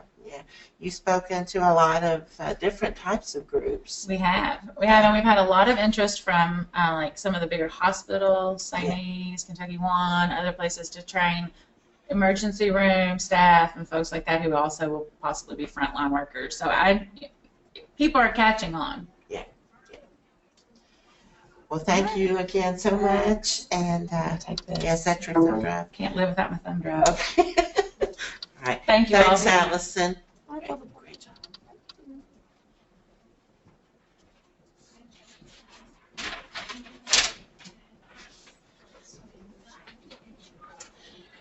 So, there, we got a bigger picture. Great. So, thanks again, Allison. Next, we're going to invite Celeste Worth, who is a CHES she's a professional education and training manager for the Kentucky Leads Collaborative. She's also a tobacco treatment specialist with the Kentucky Cancer Program with the University of Louisville. and I've known Celeste for probably over a decade, and she's such a subject matter expert in cancer detection, early detection, education, resources, and recruiting or identifying individuals who may need resources or assistance with navigation. So today I've invited Celeste to talk to us about the LEADS program regarding lung cancer and education and awareness, detection. And so Celeste is going to be joining us. Actually, we're going to try a different route for Celeste. We're trying all these new things today from her office in Louisville. And so, Celeste, are you with us right now? I am here. Can you hear me? Yeah, oh, you're coming in loud and clear. So what I'll do is we're going to pull up your PowerPoint presentation, and I'll turn the camera over to you and your presentation for the group. Thank you for joining us today, Celeste. Thank you for having me. Okay, it looks like I have control to go ahead. We're all trying something new here, so I'm going to switch this over. And can everybody see the slide that I've just changed to?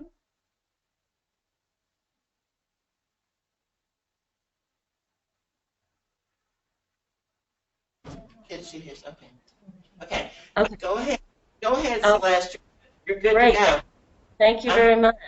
Well, good morning to all of you. I really appreciate this opportunity that you have provided, Joy, and for all of you participating in this. It's an honor to be able to share hopefully some extremely valuable information with you in regards to a very special project that's been given, so to speak, to Kentucky, and something we've been working on now into our third year with a special grant, considering our kind of dire and tragic situation we face here in our state with lung cancer. So I will move forward to let you know that myself nor members of the team developing this presentation have nothing to disclose. And the objectives for this program, I won't read through each individually, but just to let you all know, what I'm going to cover is education that we have for providers and professionals such as yourselves across the lung cancer care continuum. In other words, we're not really talking specifically about how to treat lung cancer, but how to treat those patients from the point of prevention, hopefully early detection, diagnosis, a few highlights on treatment that can be helpful for all of us, and on survivorship care beyond their cancer treatment, and cover all of it from the perspective of the individuals such as yourselves in the public health setting. Kentucky LEADS stands for Lung Cancer Education, Awareness, Detection, and Survivorship.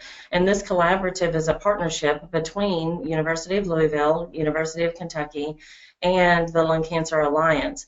We have three different components. The one that I'm representing is for primary care provider education at U of L, and then there are two other components on survivorship care and prevention and early detection at UK.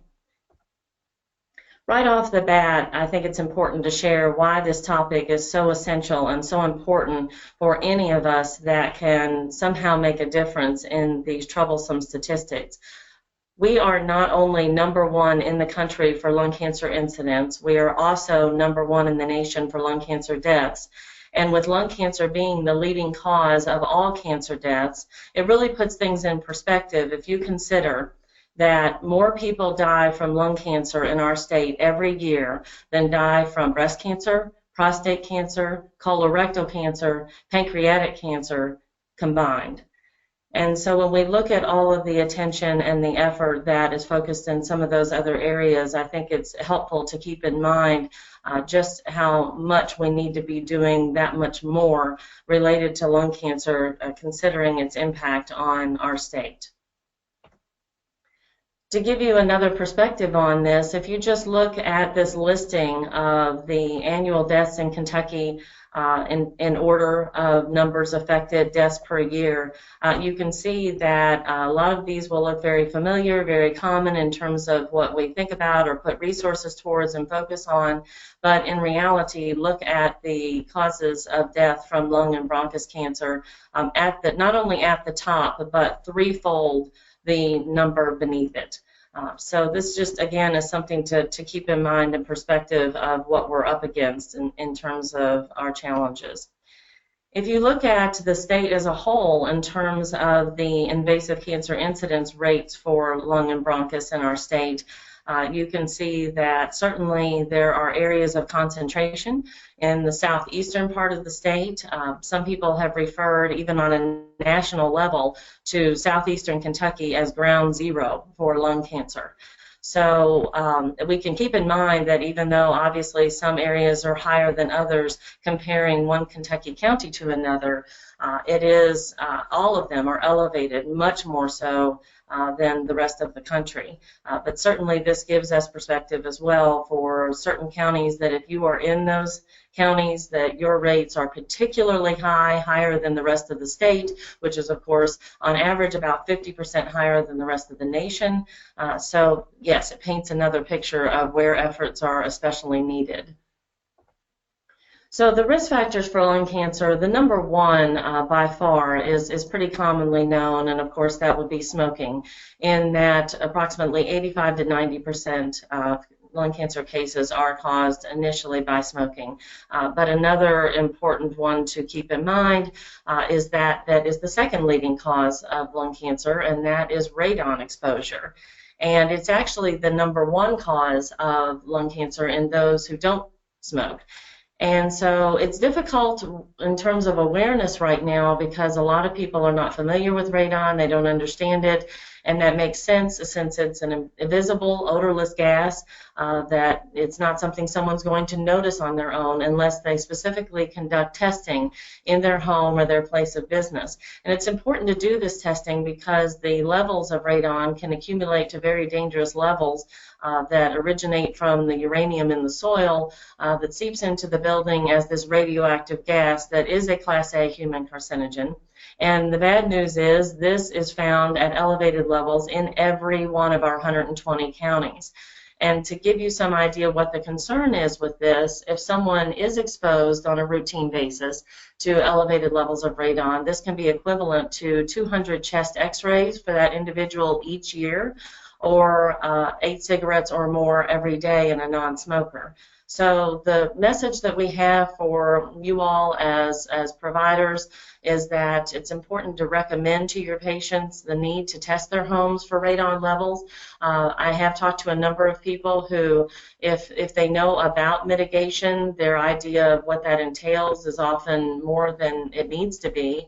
While I know a lot of us would still consider it somewhat costly to deal with a $1,500 to $2,000 repair, this can be alleviated, this can be fixed or mitigated, as they say, and this is something that is life-saving.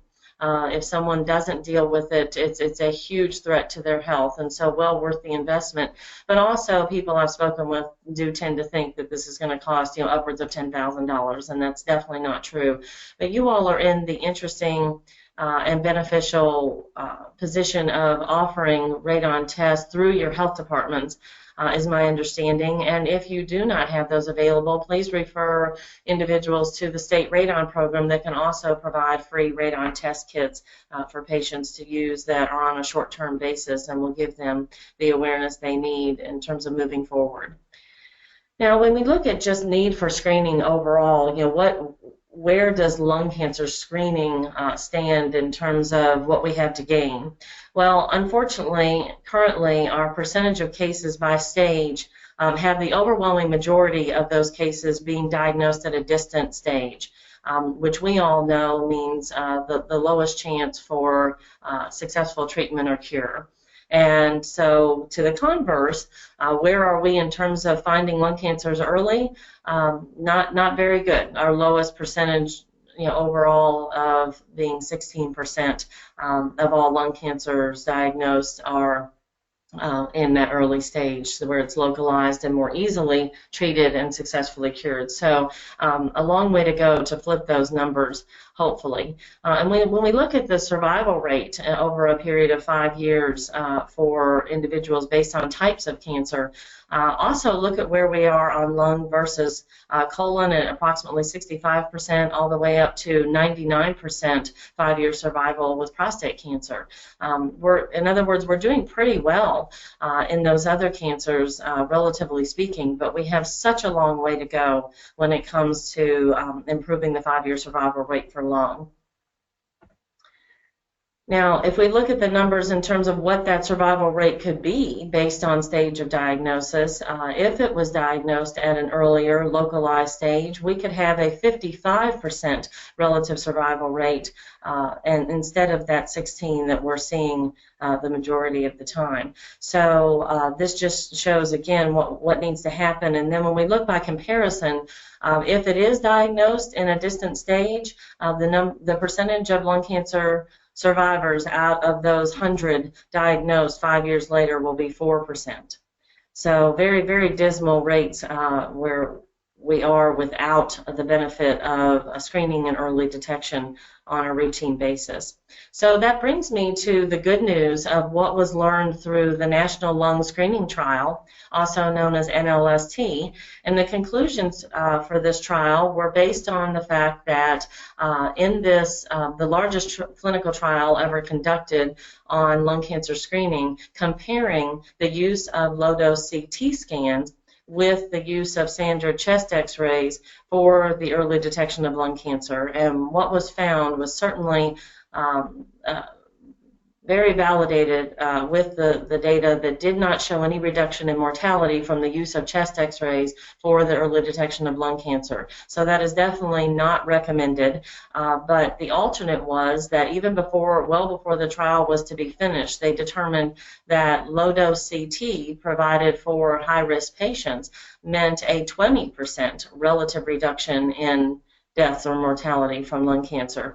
This is far better than anything we have ever had to date where lung cancer detection is concerned, so they even cut the trial short due to this finding.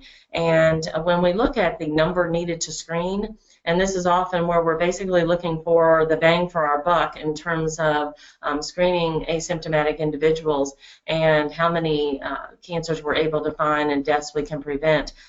320 screenings with low-dose CT in the National Lung Screening Trial meant 1 prevented death from lung cancer. In Kentucky, well, and first, before I mention the Kentucky ratio, it's important to keep in mind that that's a much better glean, if you will, in terms of number of screenings to prevent a death than we get from mammography or colonoscopy and these other tests that we've been recommending for many years. So we have to do a lot, we have to screen a lot more people for those cancers to save a life. But when we look at the Kentucky statistics, we're finding even under 100 people being screened means saving 1 life from lung cancer. Our rates are so high here that we're much below that 320 that was in the trial, and we're able to screen many fewer, much fewer people in order to save that life from lung cancer. So the bottom line message from this trial that led to the recommendations I'll be sharing with you is that when it comes to lung cancer screening for early detection, the only option is low-dose CT. And you may be hearing about some other methodologies that are being researched in terms of blood or breath or saliva testing, but all of that is in the research stages and not evidence-based yet. Only FDA-approved form for early detection is the LDCT. So after that, the U.S. Preventative Services Task Force came out with their lung cancer screening recommendation, in which individuals they recommended to be screened fell into the high-risk categories that include the following criteria. These individuals need to be 55 to 80 years old, and that is the age range that is currently covered by most commercial insurance providers.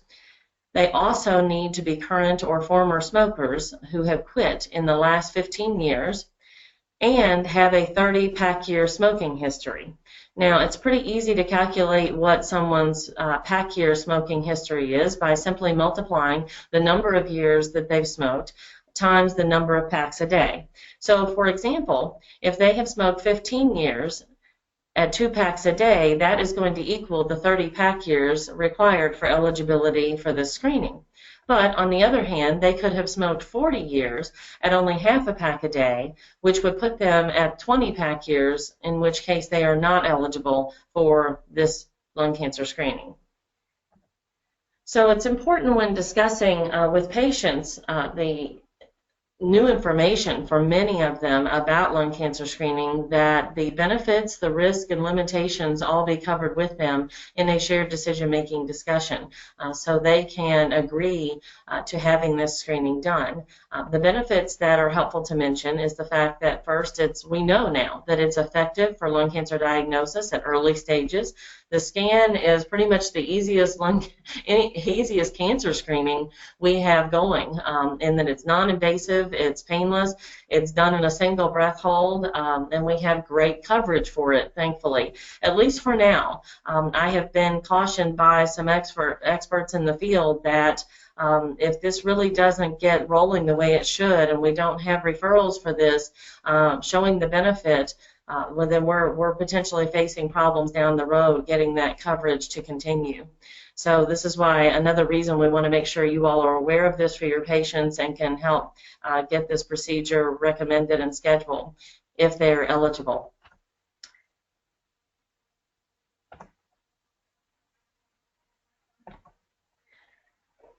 So the good news that I already started to mention is that with Affordable Care Act, this screening is free to eligible insured patients with absolutely no out-of-pocket expense, including deductibles or copay. So we have heard some stories where insurance in some cases has balked, and honestly, the screening clinics or facilities have had to educate those insurance companies that no, their patients should not be facing any expense for the first screening being done. But I say first, meaning it may be a different story if they have to have follow-up scans because of an abnormal finding, or they have to have some type of biopsy or other procedure. But when it comes to the initial low-dose CT scan for the year, they should not face an expense on that, and we're happy to help if you all run into a difficult situation getting this taken care of for a patient. But I would also definitely contact the business or billing office of the hospital or facility where you're trying to get them screened, since they have a lot of experience in contacting insurance companies to make clear what needs to happen with that. Now, the risk and limitations that patients should be made aware of is the fact that in the NLST, there were a high percentage of false positives or abnormal results in general. So it's important for patients to go into this just understanding that there's a lot of things that this test could pick up that are certainly not lung cancer, and that's what we mean by 96% of the abnormal results were not lung cancer. So the good news is that when it came to the NLST, less than 2% of those that were not lung cancer underwent any type of biopsy or surgery. So it's just helpful to put that in perspective for patients. If they do have an abnormal result, it's likely that they're going to need eventually a follow-up scan, and if that continues to produce concern, then it could move on to biopsy or surgery at some point. So in other words, if you have a patient who has no intention of ever getting surgery, no matter what is found on their screening, that's something you need to determine with them, and this may not be a good fit for them because there's no point in screening for something they're not willing to have diagnosed or treated. Now, the complications were very small in those that did not have lung cancer diagnosis in the NLST. But there is the chance for overdiagnosis of what we call indolent lung cancers, or lung cancers that would not have been life-threatening when found. So the range on that is anywhere from 10 to 18.5% of those who were screened. And then lastly, the radiation exposure is something they should be aware of. The good news is that the low-dose CT scan is 1.5 millisieverts of radiation versus 7 millisieverts for a full dose CT scan. And this is why it's extremely important if you all could help us educate other referring providers to know that we definitely don't want anyone screened for lung cancer with a full dose CT. It's over 4 times the amount of exposure that they need for radiation, and this is something that is not going to be done as a one-time test. The other thing patients really need to understand as a priority message is that this is an ongoing process. This is a test that, honestly, the more years they have it, the more beneficial the scans are in terms of telling physicians what they need to know when they're reading those scans. And so the first one is just the start. And we need them to continue to get this done on an annual basis. In the trial, the NLST trial, they had 3 years of annual screens, but we're kind of in new territory in terms of getting people to that 4th and 5th and maybe 8th and 9th and 10th year. So they need to be aware there's going to be repeat radiation exposure, but again, relatively small in that it's just a little bit more than what a woman would get with an annual mammogram. So that's an example you could give for individuals that ask specific questions. The good news also is that as a result of the U.S. Preventative Services Task Force recommendation, CMS, or Centers for Medicare and Medicaid Services, also is providing coverage for its beneficiaries, but with slightly different criteria. In that case, they require that they be a current or former smoker who's quit within the last 15 years, just as before. Also, that they've smoked 30 pack years or more, the same as with the other recommendation. But the difference for CMS is in the age range, in that they say that the patient needs to be between 55 and 77 years of age, as opposed to the 80 in the recommendation from U.S. Preventative Services Task Force. They also say that patients need to be asymptomatic of any major signs of lung cancer. So it's not that if they just have a nagging cough, that's going to make them ineligible, but if there were things much more significant, such as a drastic weight loss or coughing up blood and things like this, this is maybe something that they consider more symptomatic that would make this patient ineligible for a screening. At that point, they would want a diagnostic CT. So all of this needs to be documented in the written order for the low-dose CT scan. And with this shared decision-making discussion, this is required by CMS in terms of their coverage, that the referring provider provide this conversation, whether that be a physician, a nurse practitioner, a physician assistant, in terms of getting the reimbursement for having that conversation. But there is reimbursement provided to those advanced providers in having that discussion. Now, what the low-dose CT scan does not do, understandably, is rule out the chance for lung cancer entirely. It is the best thing we have going, and it's an excellent tool for early detection, but it may miss a very early lung cancer that's there and not easily detected. So the other point to make to them is that it's not necessarily going to detect all lung cancers early, certainly not on the first scan, because if they've had something developing for some time, what's found on that first scan may be something more advanced. And then also, it certainly can't prevent all deaths from lung cancer. Again, it's the best thing we've got, but the best thing we can do to prevent all lung cancer deaths is and that's ideal out there, because radon is something we can't completely control. Occupational exposure to chemicals also factors in, of course. But I should say the biggest thing we can do to prevent deaths from lung cancer is certainly to not smoke. And we'll talk about that more in a few minutes, what can be done on that.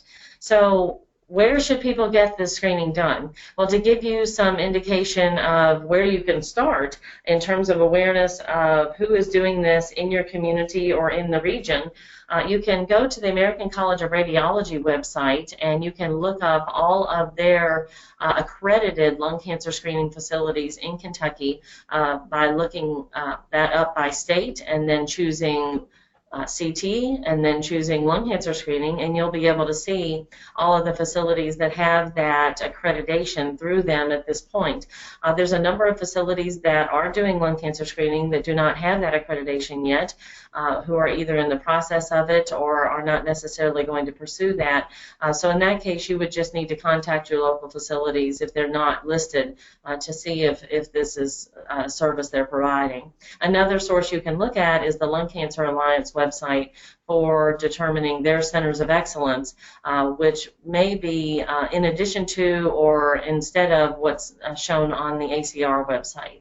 So they're also giving that accommodation to facilities that meet all the criteria for ideal lung cancer screening coverage in every respect, from the initial scanning being done and they share decision making and so forth, all the way through follow-up and treatment ability, and that being comprehensive across the board.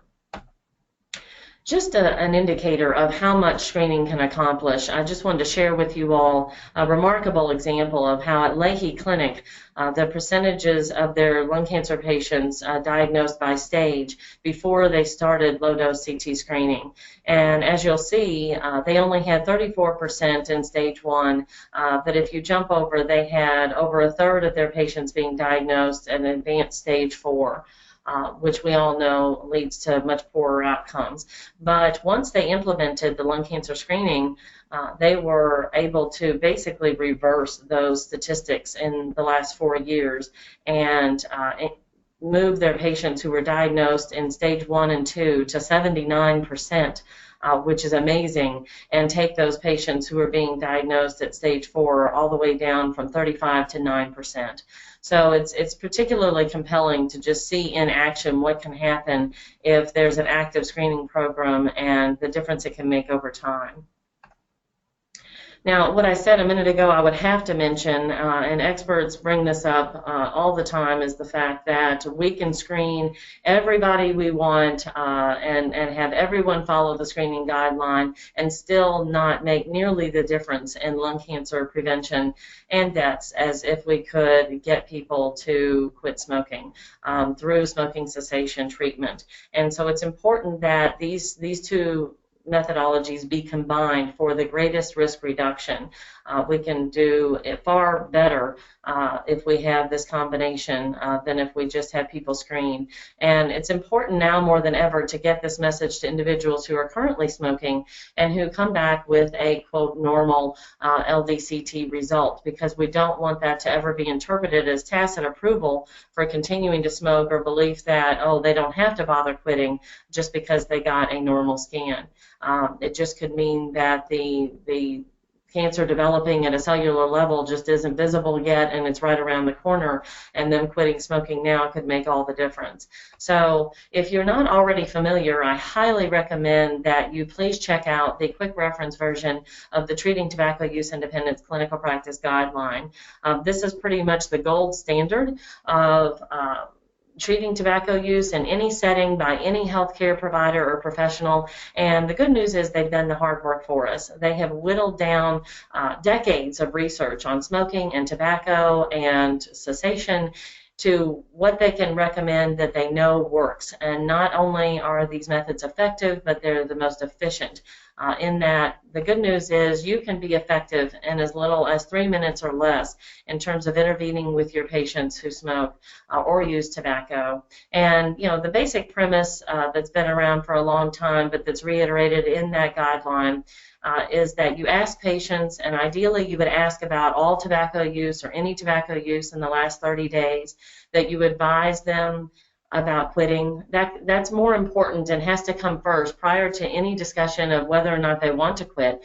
Everybody needs to hear the advice from you as their healthcare professional that they need to quit. And you'll be surprised how much that your advice, how much weight it carries and how important it is compared to anybody you may have advised that's a friend or family member. A healthcare professional, you know, their words just count more and they're heard more. So then you can go on to ask about their willingness to quit, ideally in the next 2 weeks. to really separate those who are interested versus not. And then if they are willing to assist them. And the assistance doesn't have to be lengthy or involved. It's basic things such as letting them pick a quit date, getting that documented, discussing pharmacotherapy options with them, and making sure that they have that on board as part of their quit attempt. Just kind of figuring out a quit history, you know, what happened in the past, have they quit before, why did they relapse, and you know, having some planned variations on that for next time to prevent it from happening again. Just giving them some practical advice. But that quick reference version of the guideline that I mentioned will give you some excellent information that honestly it's a 10 to 15 minute read, because it's mainly bullets and tables and charts that will lay out for you, you know, the key points to make with patients who are willing to quit or not willing to quit, and how you can have that conversation.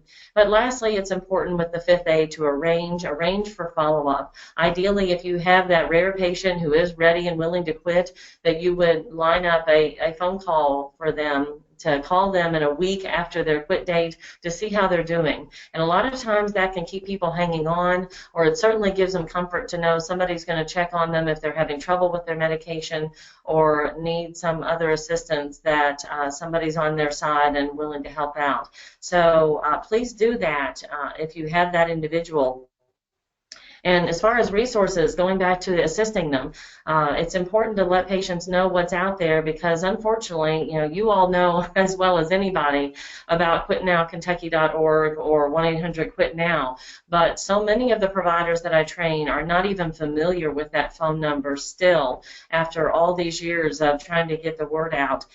So if providers aren't familiar with it, I can guarantee you, and you all know this already, a lot of your patients are not. So please tell them about the phone number. But if they're willing to quit, please get them referred on the website via the provider referral, so that they can begin getting those proactive phone calls from the quit line coaches who can, you know, start that process for them and keep them going in a way that's much more effective than just relying on the patient to call.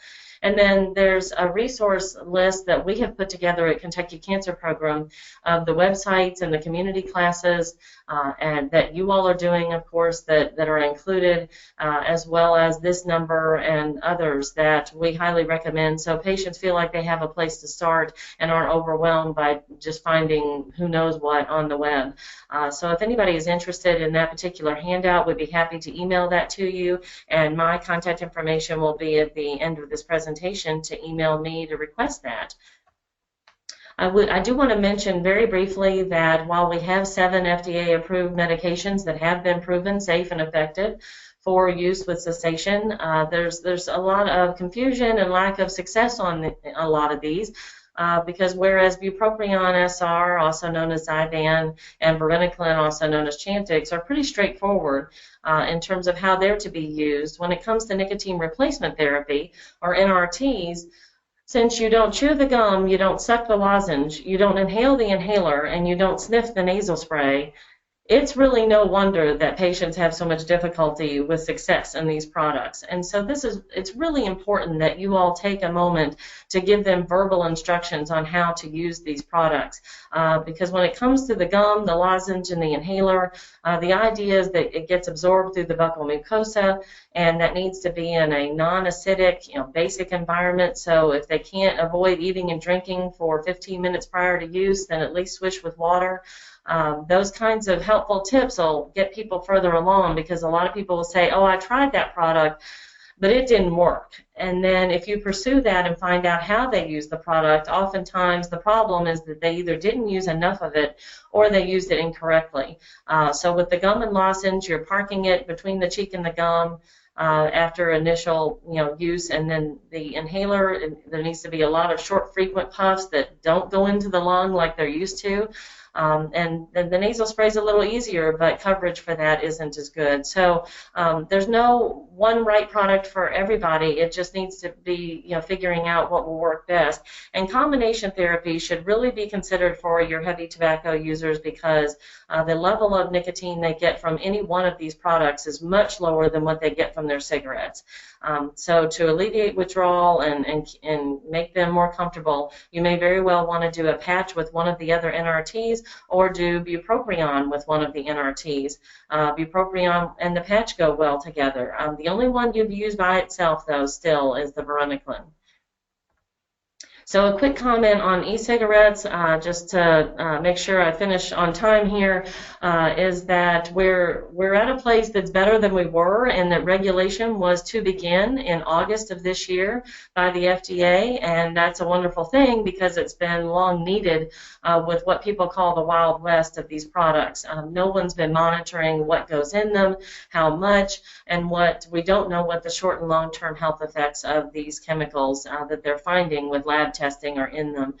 So the bottom line message for patients is that unfortunately they're still not proven safe for use or effective for quitting smoking. And we don't know those short and long-term effects. So in the meantime, I think patients asking you about e-cigarettes as a possible way to help them quit.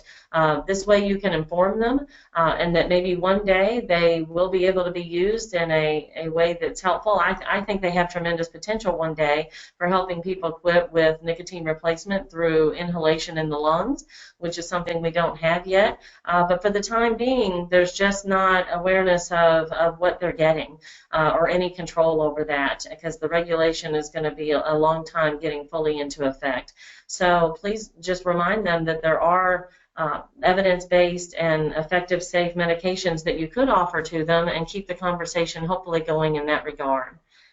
If your patients come back on the LVCT with a pulmonary nodule, there are ACR lung rads giving guidance on how to follow them up, so we encourage you to check those out on the American College of Radiology website, or we can send you that document portrayed there via email. And just keep in mind that we're finding throughout Kentucky some odd and concerning levels of percentage of patients not being treated at all after their lung cancer is diagnosed. And we're not really sure all the reasons for that, but it's speculated that it could be due to a combination of nihilism, the stigma associated with lung cancer, and that patients brought it on themselves, fatalism, that what good would treatment do anyway, and then even a lack of awareness on providers' part that we actually have had a lot of significant treatment advances in just the last few years when it comes to lung cancer. A prognosis for lung cancer is not today what it was 10 years ago.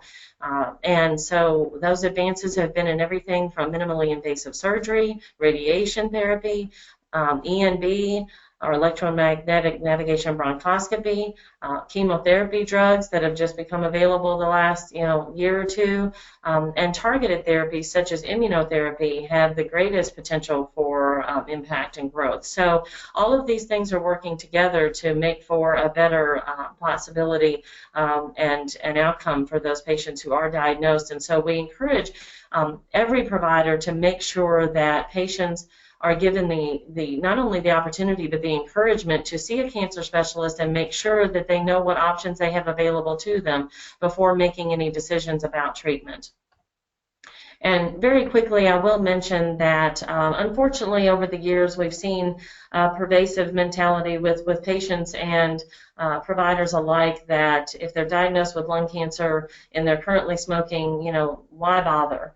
Why bother quitting smoking? The damage is already done, or maybe we should just leave them alone because they're already stressed and having to go through cancer treatment. And really, nothing could be farther from the truth in terms of what the patient needs.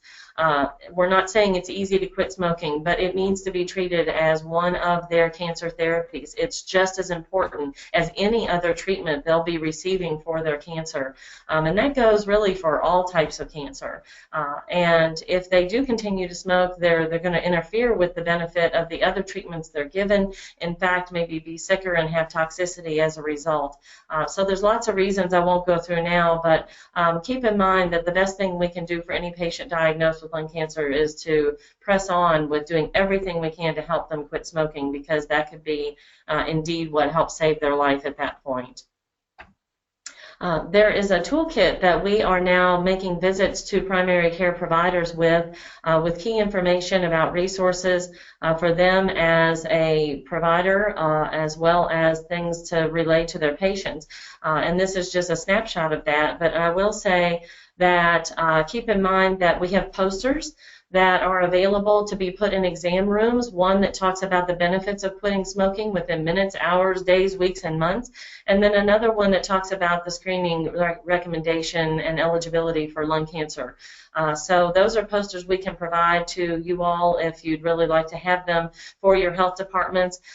Please contact me, and then I will put you in touch with the local Kentucky Cancer Program cancer control specialist who can bring those to you in person or ship them to you and make sure you have them. We also have other materials in there that we can just talk about as needed, but please keep in mind for any patient diagnosed with cancer, it's also very helpful to let them know about 1-800-4-CANCER from the National Cancer Institute. This is the latest, greatest, most accurate information that they could get from a very neutral, reliable source. So please share that as well.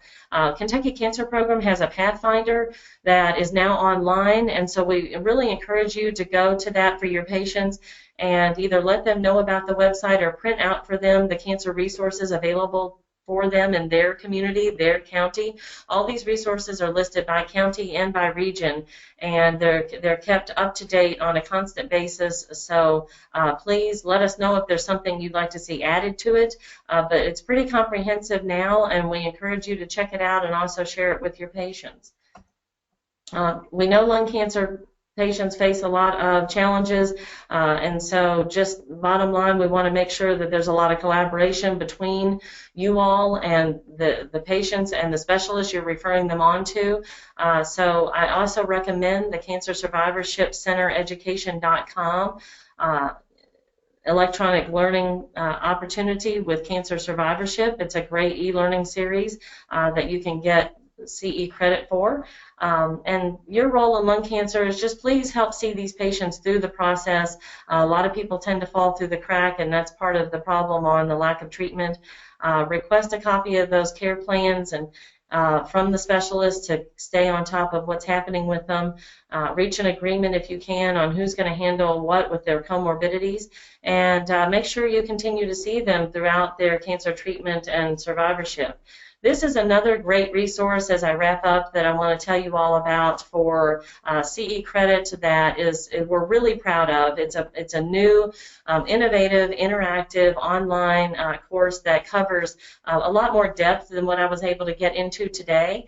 And so you can get up to 2 hours of credit by doing this, and or less if depending on what you choose of the optional content.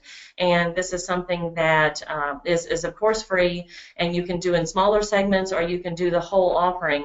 And it's very video based. There's animated demonstrations for how to have these conversations with patients on smoking, on lung cancer screening, and so forth. So please check out lungcancerinkentucky.org. We would love to have you participate and have your input. And those who complete it will have an opportunity for a follow-up evaluation with incentive as well. So here is my contact information. I really appreciate the chance to talk to you all this morning, and hopefully you've come away with some helpful information on answering patients' questions, educating them, and referring them for lung cancer screening or to tobacco resources. And at this time, I'm happy to take any questions. Thank you, Celeste. This is Joy. Doesn't look like we have any questions from the field that were typed in. Does anyone have an audio question for us? Or here in the room, are there any questions?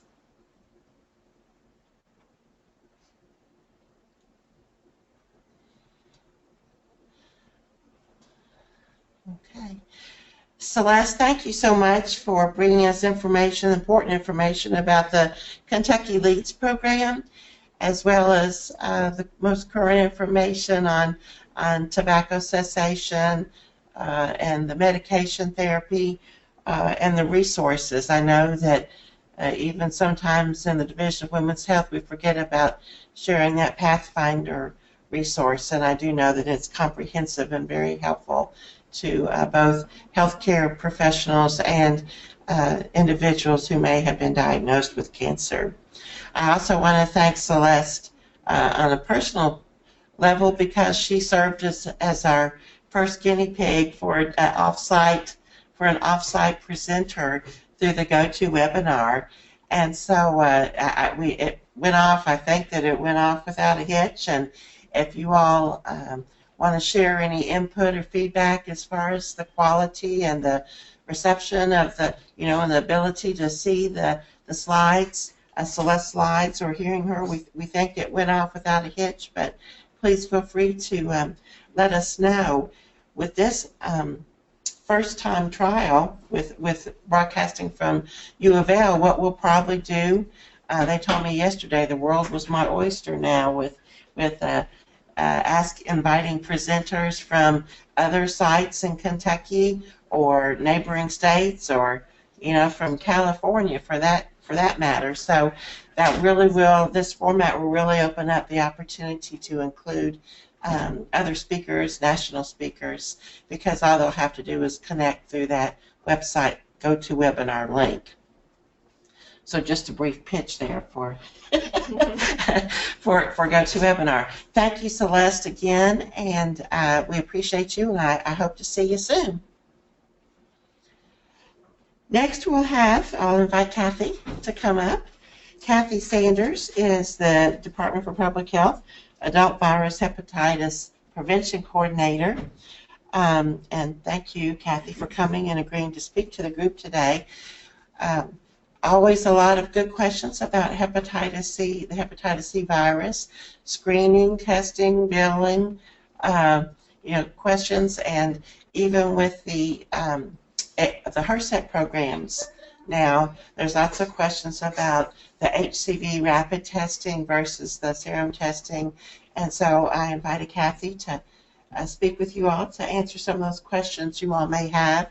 And just a brief commercial about asking questions, and there probably will be for more of the DPH program updates. If you have a question, you can type it in, and we can see that here in Frankfurt, and we'll be able to pull that up and read that and have Kathy answer those questions for you. So Kathy, I'll turn it over to you. Thank you. Thank you. Good morning, everyone, and thank you so much for the opportunity to come speak this morning. And before we get started here, I would really like to say thank you to those in the field. I don't know if you always recognize how valuable you are, and what the great works that I see that you all are doing in your communities, and I just want to acknowledge and salute you this morning and say thank you very much. I know it's easy for Joyce Rice last week sent me an email, and she said, "Did you really mean to send this out?" And I said, "Yeah, I know it's easy for me to sit up here in Frankfurt and think of all these wonderful ideas for you to be doing. They're good ideas, but I don't always ask your advice, but thank you." And as we pull out my presentation here, I just got a real quick update on some things that we're doing.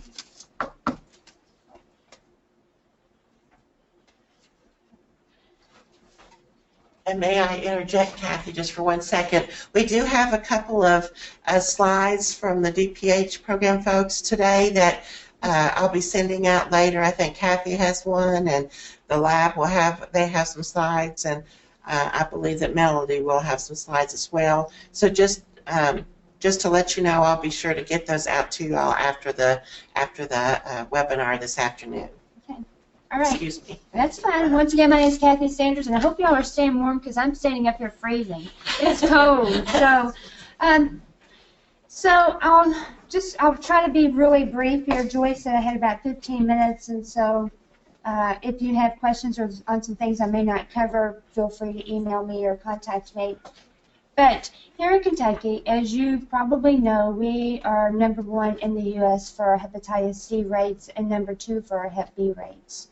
And as we continue to see more and more injection drug users and baby boomers are being diagnosed, we continue to see this epidemic amongst individuals with hepatitis C. And so about 2.5, 3 years ago, we did a pilot project here at the Kentucky Department of Public Health. And at that point, I'm trying to give you some background here, and at that point we started out with about 13 local health departments that participated. And at that time, House Bill 1 had just been passed, which was many of you may know that's when the opiates became more difficult for individuals and communities to have access to those. And it was also at a time when CDC had come out with the recommendations for all baby boomers to be tested at least once. And so when we started our pilot project, we really thought we were going to capture the baby boomers. But lo and behold, we didn't recognize that House Bill 1, and therefore it was going to have an effect on what we were going to see in the STD clinics. STD clinics is where we begin our initial testing for hepatitis C for high-risk individuals. And so when we began to see our results, we had over 8,000 tests that were done during this time frame. We began to see that it was in the 18 to 35 years of age that were highest rates, and we had about an overall of about 12 to 13% of the 8,000 tested that were positive, and out of the 13% that were positive, about 82% of those reported a history of injection drug use. So we knew we had an issue, and we knew that we needed to do some things here at the Department of Public Health. And so in last December, January, we put out in the CCSG, we put out the hepatitis C local health department testing guidance. We put out hepatitis C recommendations. And we want to make sure that you, local health departments, are submitting specimens and are doing assessments and screenings on individuals coming into the local health department, whether that be STD clinic, whether that be whether that may be, women's health services, or just screening these individuals and then offering testing. To date, we probably have about 30 local health departments that are participating, so we do not have everyone that is participating or submitting specimens to Department DLS, and so we'd like to once again, encourage you. It doesn't cost anything other than, we have a layout in the CCSG document, outlining that you can bill for these services. We've got recommendations. If you have questions about billing, you can email me and I can, forward that on. The screening for these individuals is on pages 6, 17, and 18 in the CCSG document. So you can refer to that for if you're, not sure who to actually offer the hepatitis C testing.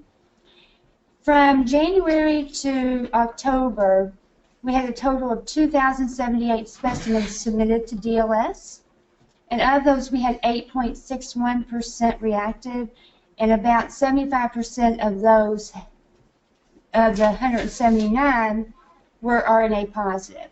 You may know that about 20% of those that test antibody positive, which is 179 reactive, is a positive hepatitis C antibody. About 20% will clear the virus. And some of the studies show that, just for your information, that younger women will clear the hepatitis C virus quicker and more often than men. But when they get to menopause, the clearance becomes about the same as men. So that's just FYI. Now, I will tell you, and I don't have the exact numbers with me right now, but we're trying to working with the epidemiologists and immunization to help me to look. But the monthly logs that are being sent in for the hepatitis C testing that's being done in the local health departments, out of this 179 reactive, about 70 to 80% of the positives that we are seeing do report a history of injection drug use. Okay. So I'm not sure if you're familiar with the Scott County, Indiana, that I'll be brief in this, but in February 2015, they began to realize that they had a serious issue. Now, Scott County, Indiana is about 30 miles across the river from Louisville, and it's also close proximity to northern Kentucky. So we have Louisville and northern Kentucky that Scott County was in close proximity. And so during a very short time frame, they, in a community that in the last 5 years has only seen about 5 HIV cases, they identified 190 individuals in their community that had HIV. 92% of those individuals with HIV also had hepatitis C. What other concerns did we have? Not only the close proximity to Louisville and northern Kentucky, and these individuals quite possibly traveling back and forth, but there were also individuals from the eastern part of the state, the Kentucky River District area, who in the late 80s had traveled, who had moved to the Scott County, Indiana due to some canning. And so what we found were these individuals were still going back and forth, and there were still issues of some quite possibly sharing of needles, injection drug use going back and forth between the Kentucky River District. In the meantime, part of the results of the Scott County, Indiana case was Dr. John Brooks did a vulnerabilities analysis of communities throughout the United States that were at high risk for also having an HIV hepatitis C outbreak similar to what was in Scott County, Indiana. And so what you'll see here is out of 220 counties that were identified, 55 of those high-risk counties were located right here in Kentucky. And as you can see, many of it's in the Appalachia part. So obviously that was and still is of great concern to us. Out of the top 15 counties that they identified, 13 were here in Kentucky as well. So this is, and you will see this in your CCSG document. I've just got it here because who do you screen? And so we have an algorithm here which shows exactly the processes that we recommend for assessing individuals who are at high risk for hepatitis C infection. And so you do the assessment. If they report risk factors, such as, and you can go down the list, a history of injection drug use, MSM, if they have incarceration, tattoos. And incarceration is one of the things that we are looking very closely. As you can imagine, our population and corrections seems to have a very high risk of hepatitis C. So if you're in your local health department, do the risk assessment, and if they have yes to any of the questions, then perform the antibody test. Okay? Now we're saying perform the blood draw as our recommendation, and I'm going to go over in a few minutes the rapid testing, but we are recommending that local health departments do the antibody test, because we want, if it's positive, what happens during the collection process when it's sent to DLS, then if it's positive, they will automatically send that specimen to Quest or LabCorp for RNA confirmation, because remember, 20% will clear the virus, and so we want to ensure that that RNA confirmatory test is done. We had a case most recently of a gentleman who had the antibody but not the follow-up RNA, so he's lived the past 10 years thinking he had Hep C, when in actuality he did not have Hep C. Also, please remember that you may have someone who comes into your clinic and they may test positive for the antibody, but when the RNA comes back, they may be negative. However, if this person continues with high-risk behaviors, okay, such as continuing to inject, they need to be reassessed every 6 months. They will always be antibody positive, so the RNA will need to be done, okay, on this individual to determine whether or not they have, because they can acquire a different genotype of hepatitis C. There are many different genotypes, or, you know, that's one of the concerns is if they've been even treated in the past, you can get reinfected if you continue with your high-risk behaviors. So this is, you know, once again, the guidance. We will send you the information. You should have this. If you have any questions at all about this process, please contact me. But let me just reiterate, we also want these individuals that are at high risk, we want to make sure that they're offered HIV testing, but also the Hep A and the Hep B vaccination to ensure that they are vaccinated and protected. If they have no to the risk factors, or if there are no negative antibody and they continue with the high-risk behavior, then we recommend that you can offer testing at least every 6 months. Once again, we want all local health departments to participate in the hepatitis C testing. There's been some questions about the hepatitis C rapid test, and our recommendations are for outreach and syringe exchange programs that you can provide the rapid testing. However, we want to make sure that prior to implementing the hepatitis C rapid testing, that your local health department has processes in place and you have already done the antibody testing, so that way you know how to collect, you know how to send the specimens, because Robin is here, she's going to talk after me, but there are processes, specific guidances that we have put in the CCSG for the collection of and sending in of these and processing of these specimens. So that is very important, that we want to make sure that you're comfortable with that. This is, this is number 1 in our algorithm, and this tells you in your CCSG document about the collection and handling of the specimens. You can order the specimens at DPH lab kits at ky.gov. We just want to make sure that they're spent down. You can collect the PPT tubes. You can call that, well, we'll send them out to you. You'll collect the specimen in them. They'll need to be spun down. They'll need to be sent on dry ice or ice packs to DLS the next business day, or they can be frozen, but we just want to make sure that they're shipped correctly. And you can get all this information. You can either email me if you have questions, or you can email the lab if you have questions. This is the algorithm that we have for the syringe exchange program, and this is for the rapid testing.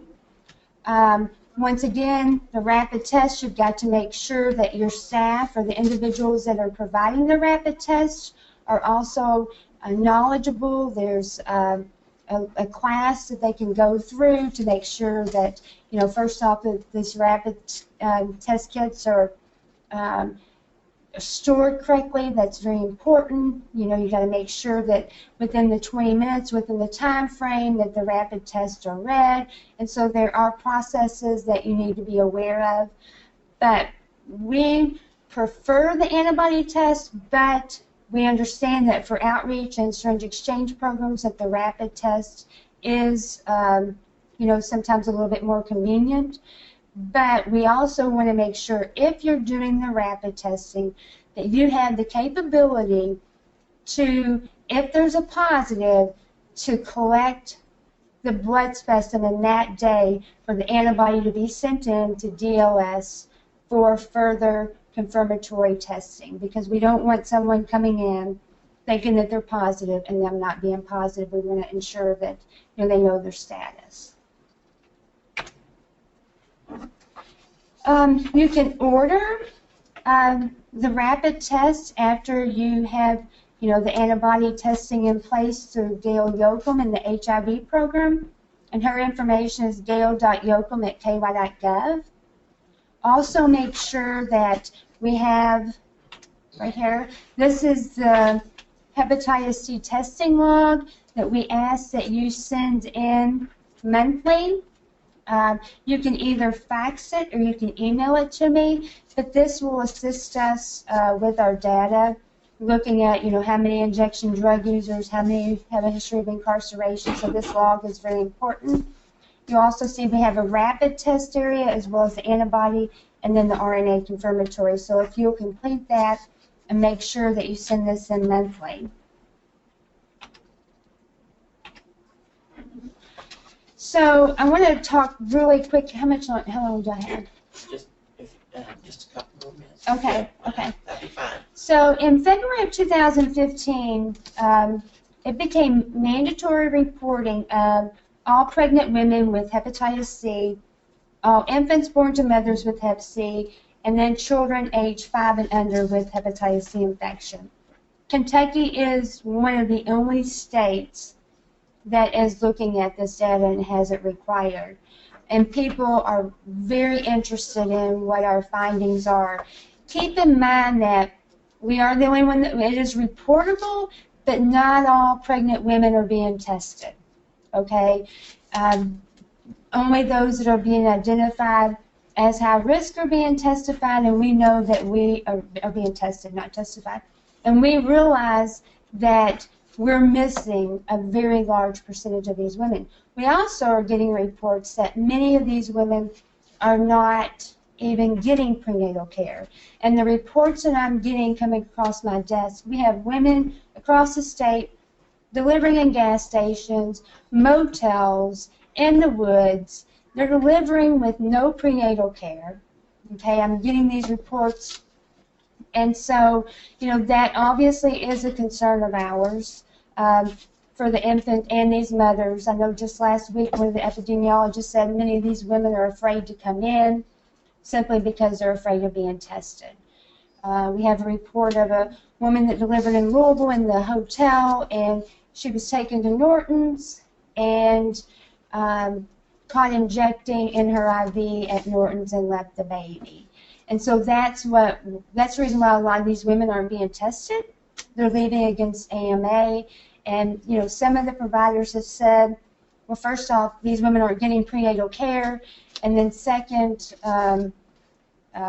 it's not an ACOG recommendation. So that's the reason why some providers are not testing. So that's some of the things that we're currently looking at working on, making it or having.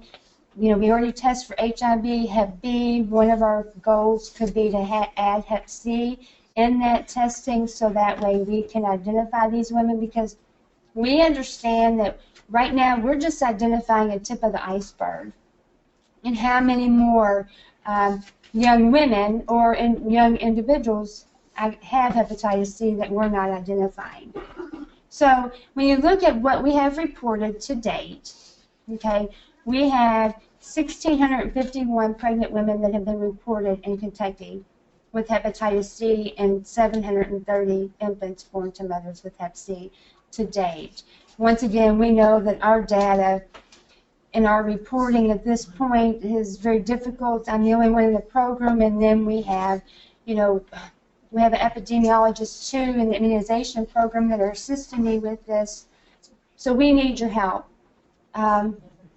We want to make sure, obviously, one of our concerns is the vertical transmission to these infants that are not being identified simply because their mothers have not been identified. We know that the vertical transmission, or data shows, or some of the research shows that it's about 5 to 10% vertical transmission, but some have concerns that these research articles that have been done on the vertical transmission are very old, 1990s, early 2000s, and never have a time have we had the amount of young women with hepatitis C infection like we do now. We also know that, the higher the viral load, the potential for greater risk of transmission, and so obviously, these are some concerns, and we're trying to implement processes in place to ensure that women are being identified as well as these infants are being identified at an early age and then tracked, because some of the concerns are that these infants will progress to a hepatitis C, liver failure at 10 or 12 years of age. This is an MMWR report that was released this past July, and I'll be happy to send you a copy of this. I put it in the newsletter, but if you don't have a copy of it, I can send it to you, and it looks at Kentucky and our hepatitis C detection in women of childbearing age. So our outreach. One of the things we'd like for you to do is reach out to the OBGYNs. That's what we're doing, and providers to encourage hepatitis C testing amongst, our young women who are pregnant. We are also wanting to work with Kentucky Cabinet for Health and Family Services because we recognize that many of these children who are also neonatal absence syndrome babies are ending up in foster care. And so one of our thoughts could be neonatal absence syndrome. We're looking at quite possibly having these babies tested at birth to identify the maternal antibody in these infants, and the hepatitis maternal antibody, to ensure that these babies are not lost, because once again, we have concerns that if they're not identified early, they're ending up in foster care, they're ending up in adoption with grandmother, aunts, grandfathers, wherever. Also, the WIC program.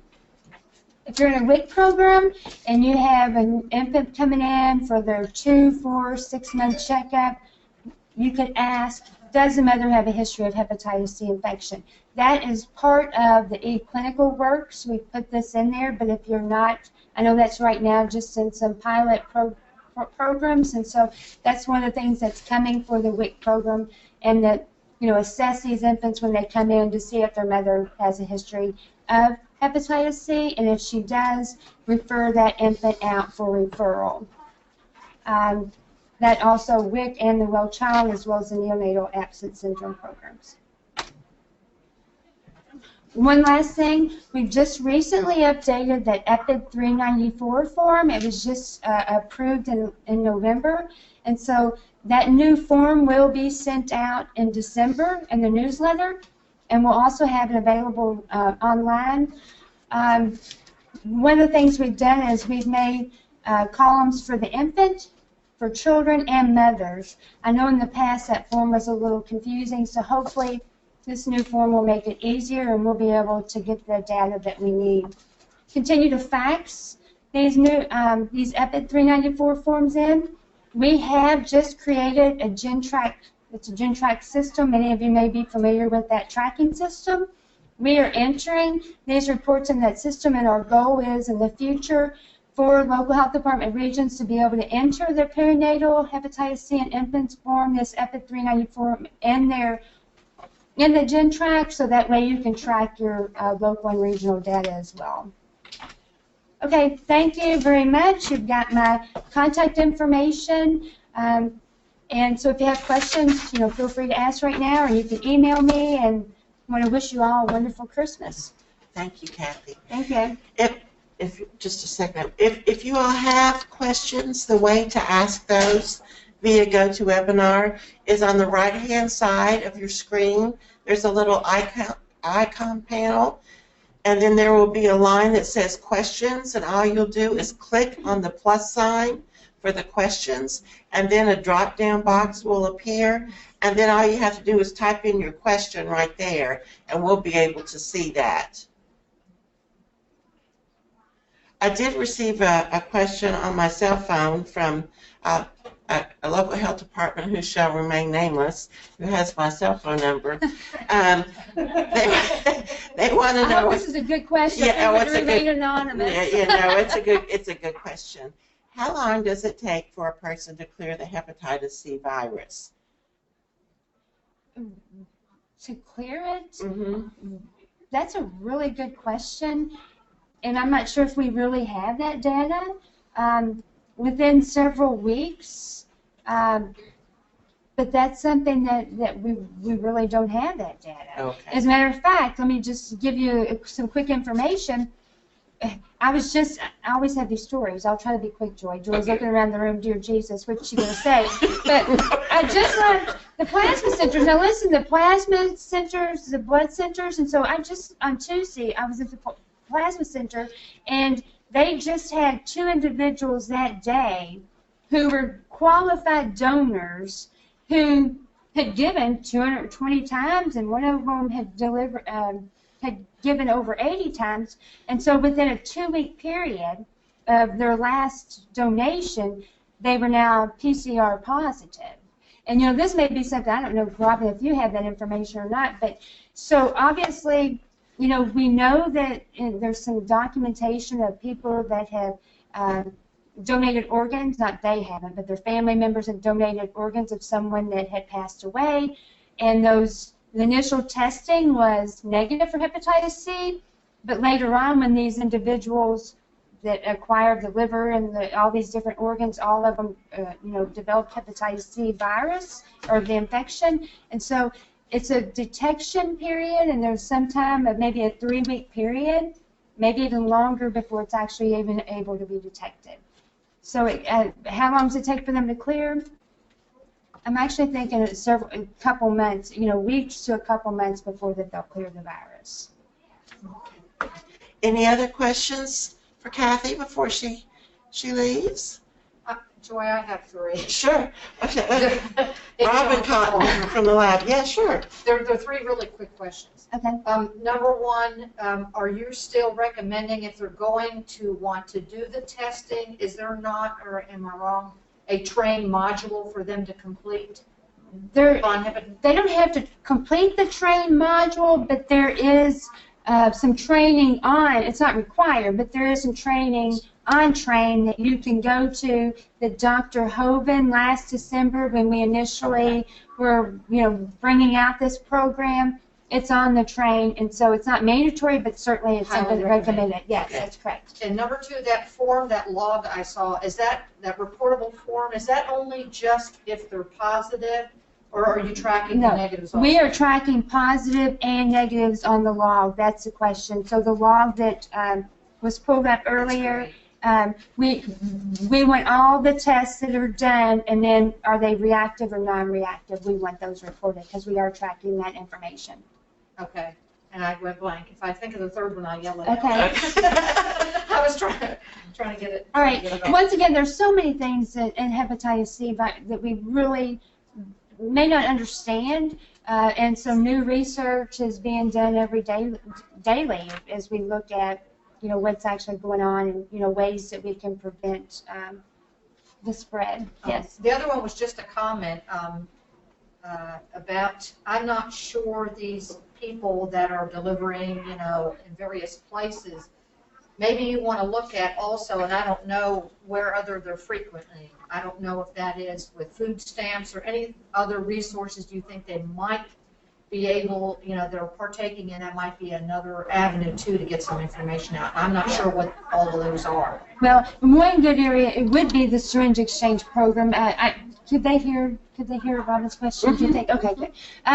Syringe exchange program would be a wonderful area. However, there have been some concerns, a number of women that may not actually be going to these services because women have a greater risk of losing, especially if they have children or if they're pregnant, then they may lose their children. And so there just seems to be more of a threat for young women to go to syringe exchange programs. But that's a great place. Thank you, Kathy, thank very you. much. Appreciate it. Happy holidays.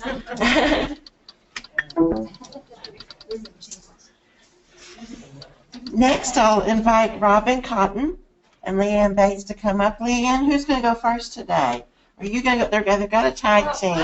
Mine has to do with the HCV. So that might be a good segue for you for your testing kits. So Leanne Bates with DLS. Everyone knows Leanne. Yep. I just want to tell everybody thank you for getting on the FedEx website, and I only have one thing about that I would like to say.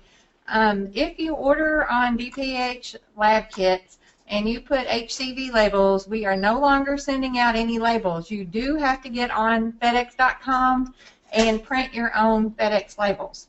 So if you are not on that, or if you put that on your order form and you're not getting labels, please make sure you email me. It's leighann.bates@ky.gov. So it's leanne.bates@ky.gov. And I will invite you to the site and you are able to print your labels.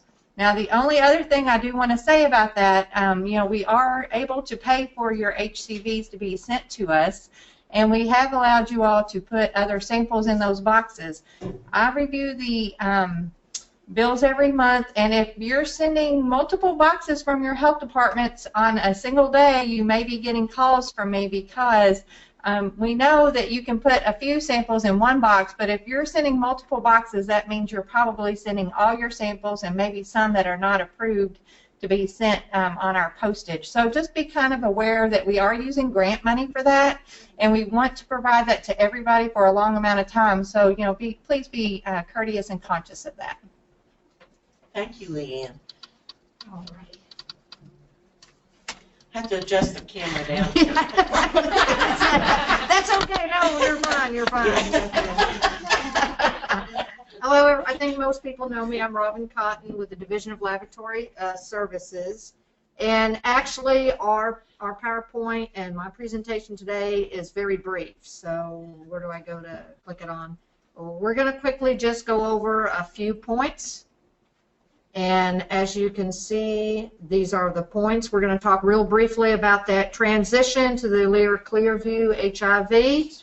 I'm going to talk a little bit about Wisconsin State Lab of Hygiene proficiency testing, a little bit about communication, also about maintaining electronic files and the CLIA certificate. And Leanne was the last bullet, but she went first, so that was great. And we got that out of the way. So that was good. That was great. Wonderful. Okay, I think most of you are aware that this is not our recommendation, but it is a recommendation of the Department of Public Health's HIV prevention program, that they are moving away. They are discontinuing the OraQuick OraSure HIV rapid test, and they're transitioning to the Alere. We actually still had a couple of questions about why in the world they were doing that. As you know, we look highly to CDC.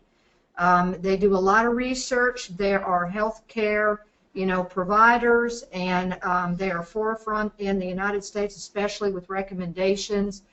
And they have a lot of host of professionals that do a lot of work, to promote public health within our country.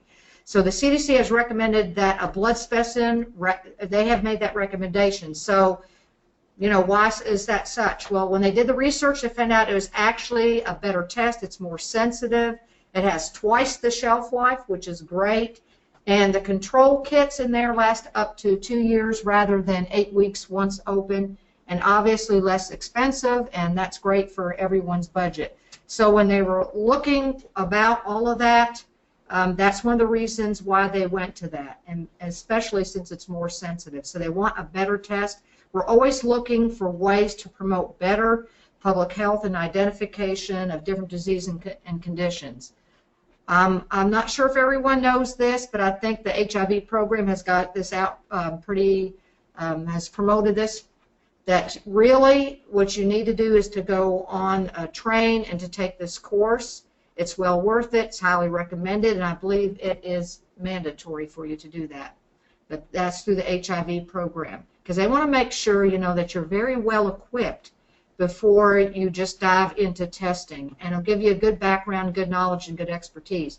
Once you complete it, obviously go ahead and email Greg Lee, and I think most of you know who he is in the program. And then there's an observation component, because they want to make sure, that if you have any questions, any concern, it's great to have that one-on-one, and that they can observe you doing the test, and that you're confident, and that there's no more questions. Also, I hold the file, so I do have this procedure. I think Joy might have a copy, and she can send it out. I can. Okay, and I'm going to talk a little bit about procedures. Also, so we're going to shift gears quickly. So that's that.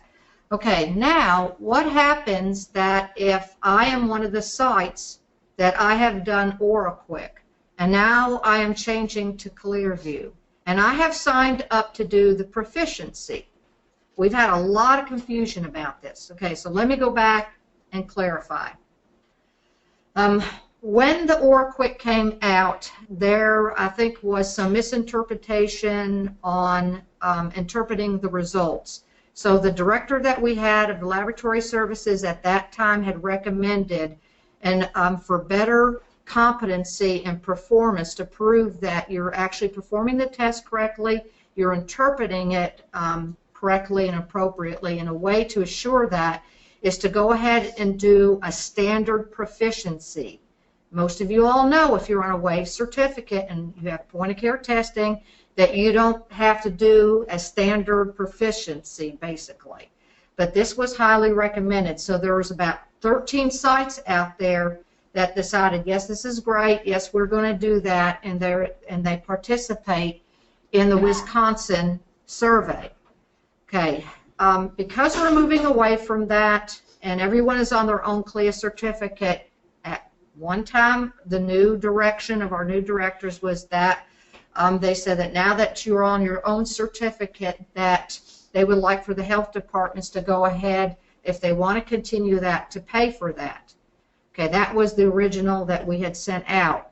But because we're still transitioning and there's still some more kits out there, and yes, use those up until they're all used up to go to the ALER, because of that, we have decided that the Division of Laboratory Services is going to pay for 2017 HIV testing. So if you sign back up, we're encouraging to do it because it's great to keep proficient and to do that. We're paying for it, so go ahead and do that. Now the question comes, there was a lot of confusion. Okay, so I've signed up for it, but now I've already used all my OraQuick tests. Now I'm moving to ALER. What do I do? Or I could see when the first proficiency arrives, I'm probably going to be doing OraQuick, but when the second one comes later on in the year, I'm going to be moving to ALER. Do not fear. This test is set up to do different methodologies, so you will be fine. It doesn't test just one kind of specimen sample, and the Wisconsin people on this proficiency are really nice people to talk with. They're very helpful. But what you need to do is, before you switch to that test, you need to make a change with them so they know that this next test, or whatever test that you're going to do with the next proficiency, whether it's the first or the second one, whichever one you're going to with the ALER, they need to make sure they have that change in that methodology, because that goes on your records, and there's a change form. However, if that's still really confusing, they're very nice people. There's a lot of, I already even have this where you can click on it, where you can contact them, call them, and they'll walk you through it. Also, another reason I have this is that there are some other people that are doing provider microscopy, so that is considered moderate complexity, even though it's rolled under a waived certificate, that you have to do a proficiency twice a year. And those people that are doing those, like KOH and rep preps, FERN tests and all that, they are already enrolled in this. And the reason I'm putting this up here is because there has been some health departments that have had a considerable turnover, and they don't know anything about this proficiency or who to contact. So this is for your reference also. And they'll help you. They have your CLIA ID number, they have all your account number, and so they'll help manage that. So if you are doing microscopy. Also, I have found out by looking at that website, they have a what's called frequently asked questions, and it's wonderful. And they have a great handbook, so anything you want to know about that proficiency or the proficiency testing is on that website. Okay, so that kind of takes care of all of that. If you have any questions and you're still confused, just give me a call on that. Okay, I'm not sure what has happened this year. It seems like it's been a very difficult year at a lot of the local health departments, but we have had considerable turnover. Anytime that you have a change in laboratory personnel, roles, or tests, or you're moving, or you have address changes, please contact me with those. It's been very difficult because we've had some health departments that their APRN, who's done all the laboratory testing, or their laboratory director has left or resigned, and they're in a lurch, and they don't know what to do. If you have questions concerning laboratory or any aspect of that, feel free to call me. One of the things that will help those of you that are in those positions right now, that I tell them, try to make sure that when there's turnover, or when you think you're going to leave, that somebody behind you can follow you. We have all the laboratory testing procedures that are out there that are the point of care testing and all the quality assurance manuals, assessment manuals that Linda Daly, that was in this position, Linda Moore, she has done a fine job. We have those electronically, okay? And every health department should have those.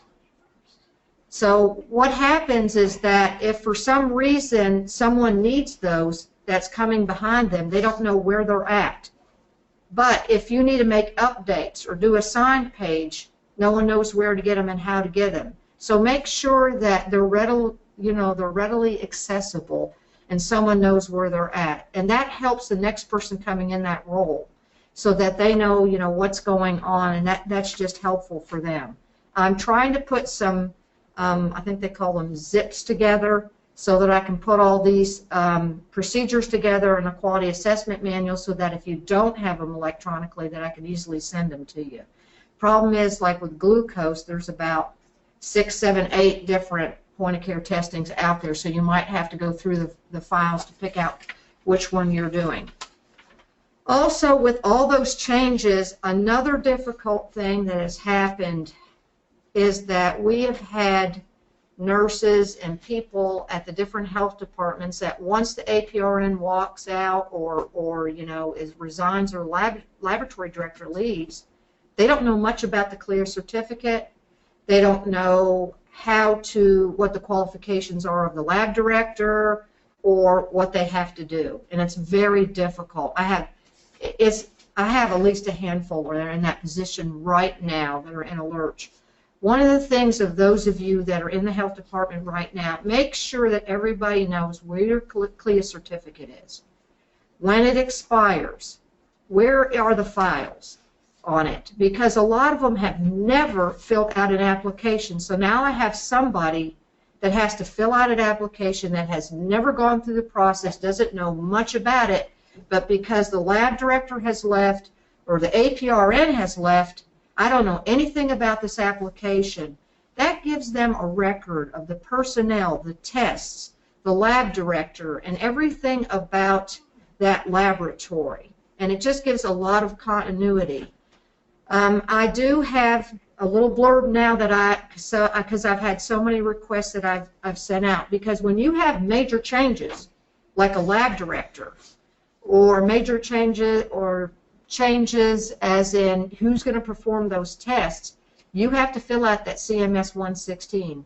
And so I have a link for that. I have what qualifies. We have had so many questions about actually I'm learning a lot of what qualifies a laboratory director, and there's I have to admit the CLIA regs are not as clear on some things, but we've got that ironed out now on what those qualifications are to help you with those. So that is the importance of those records. Also, I forgot my own little note. One of the changes, please tell us about is there's a lot of dynamics that are occurring throughout the state. I had a call from one of the counties because they were in the situation that they've lost their APR right now, and they don't know what to do with their laboratory. So they were looking for me for guidance. And I said, oh, so you're in this district? And they said, no, we're now independent. We've left this district. Well, what about this other health department? Where are they? Oh, well, they went with Gateway.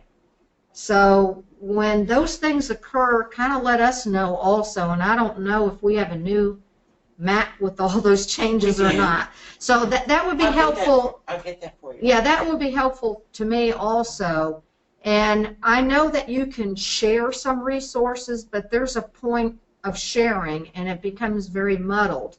Like we have one director of a laboratory that's also providing services for other health departments, which is okay. But technically for a lab director, you could only do up to 5.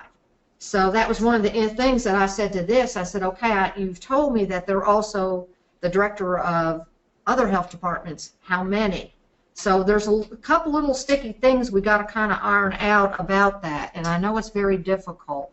But we're here to help you, and I will try to get a lot of you know, as much answers as possible. And sometimes I just have to call CMS myself and ask them. Because like I said, a lot of the guidelines for CLIA are not quite clear about that. So hopefully I haven't confused you all today. And these are kind of the newer things, or if anyone had any questions. And Leanne's information is here. Contact her anytime about anything with packaging and shipping. We did have a question real quick about that came to us about the PPT tubes.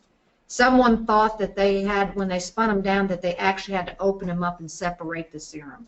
No, because they're probably used to other tests that they refer to us that maybe they do that. So that was a very good question.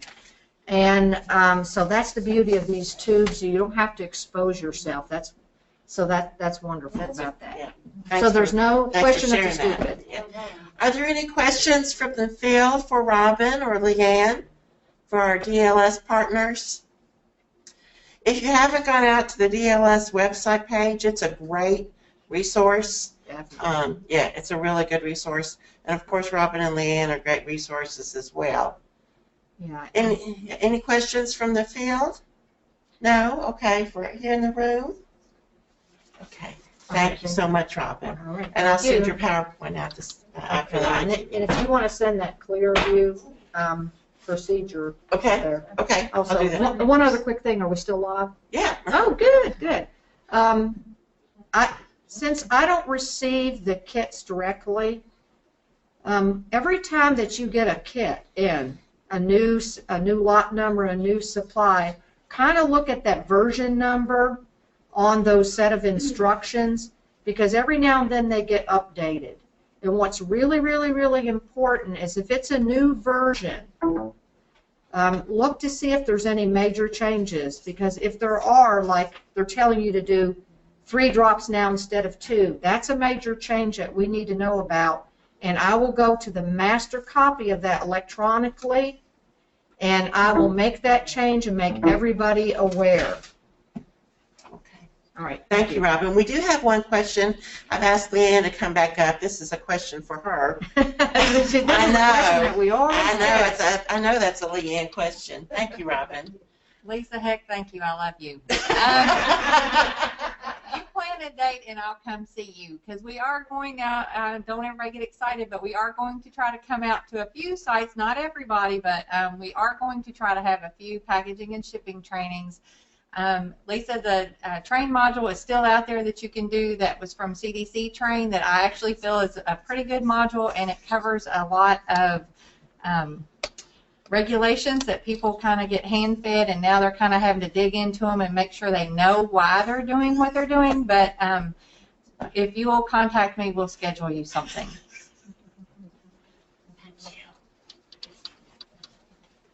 That's nice to have the person who's posting the question. It's nice to have their name up there too, isn't it? Yeah, you know, just if you can pinpoint them. That's right. There you go.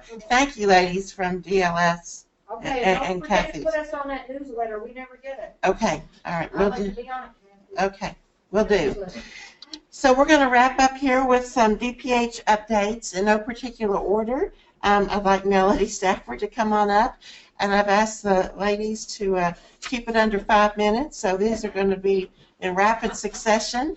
So let's see here, Melody. Do you have slides? I think. Okay. All righty. Thank you. Thank you so much, Joy, for giving me 5 minutes. Well, that's wishful thinking. But anyway, I'm going to talk just a few minutes about our revised reimbursement policy and CPT code list. I want to thank you all for the hard work that you've done out in the field. You know, these women couldn't be taken care of without you, so I sincerely appreciate it. I think Joy sent out the revised reimbursement policy and CPT code list recently, so you can refer to that. That is the reimbursement policy revision 4.0 and the CPT code rate and reimbursement sheet revision of 6.2. There are just a couple new things that I would like to tell you about. First of all, we will now reimburse for hospital observation, and that would be less than 24 hours. So we can't do the inpatient type, we can't reimburse for that, but we can reimburse now for less than 24 hours for any breast or cervical diagnostic procedures. Also, we are now going to reimburse for 3D mammograms, the tomosynthesis. So I know that there are several of those that are being used, so we can certainly reimburse for those now. And we will reimburse for anesthesiology for breast and cervical procedures. I know we did, I believe, for breast, but for some reason there wasn't any, we could not reimburse for the cervical anesthesia, but now we can do both.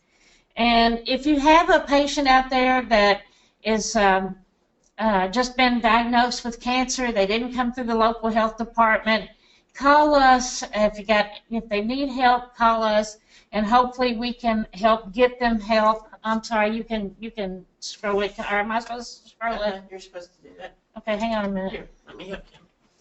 That's a good thing. And this is all written out for you, so you won't. For some reason, it's not moving, but you got it. But anyway, I'll continue on while they're trying to forward it.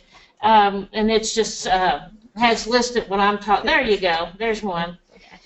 And so contact us about anybody you have questions on that might have been seen by an outsider and wasn't a KWCSP provider, and we will certainly see what we can do to provide assistance or get them some help from somewhere.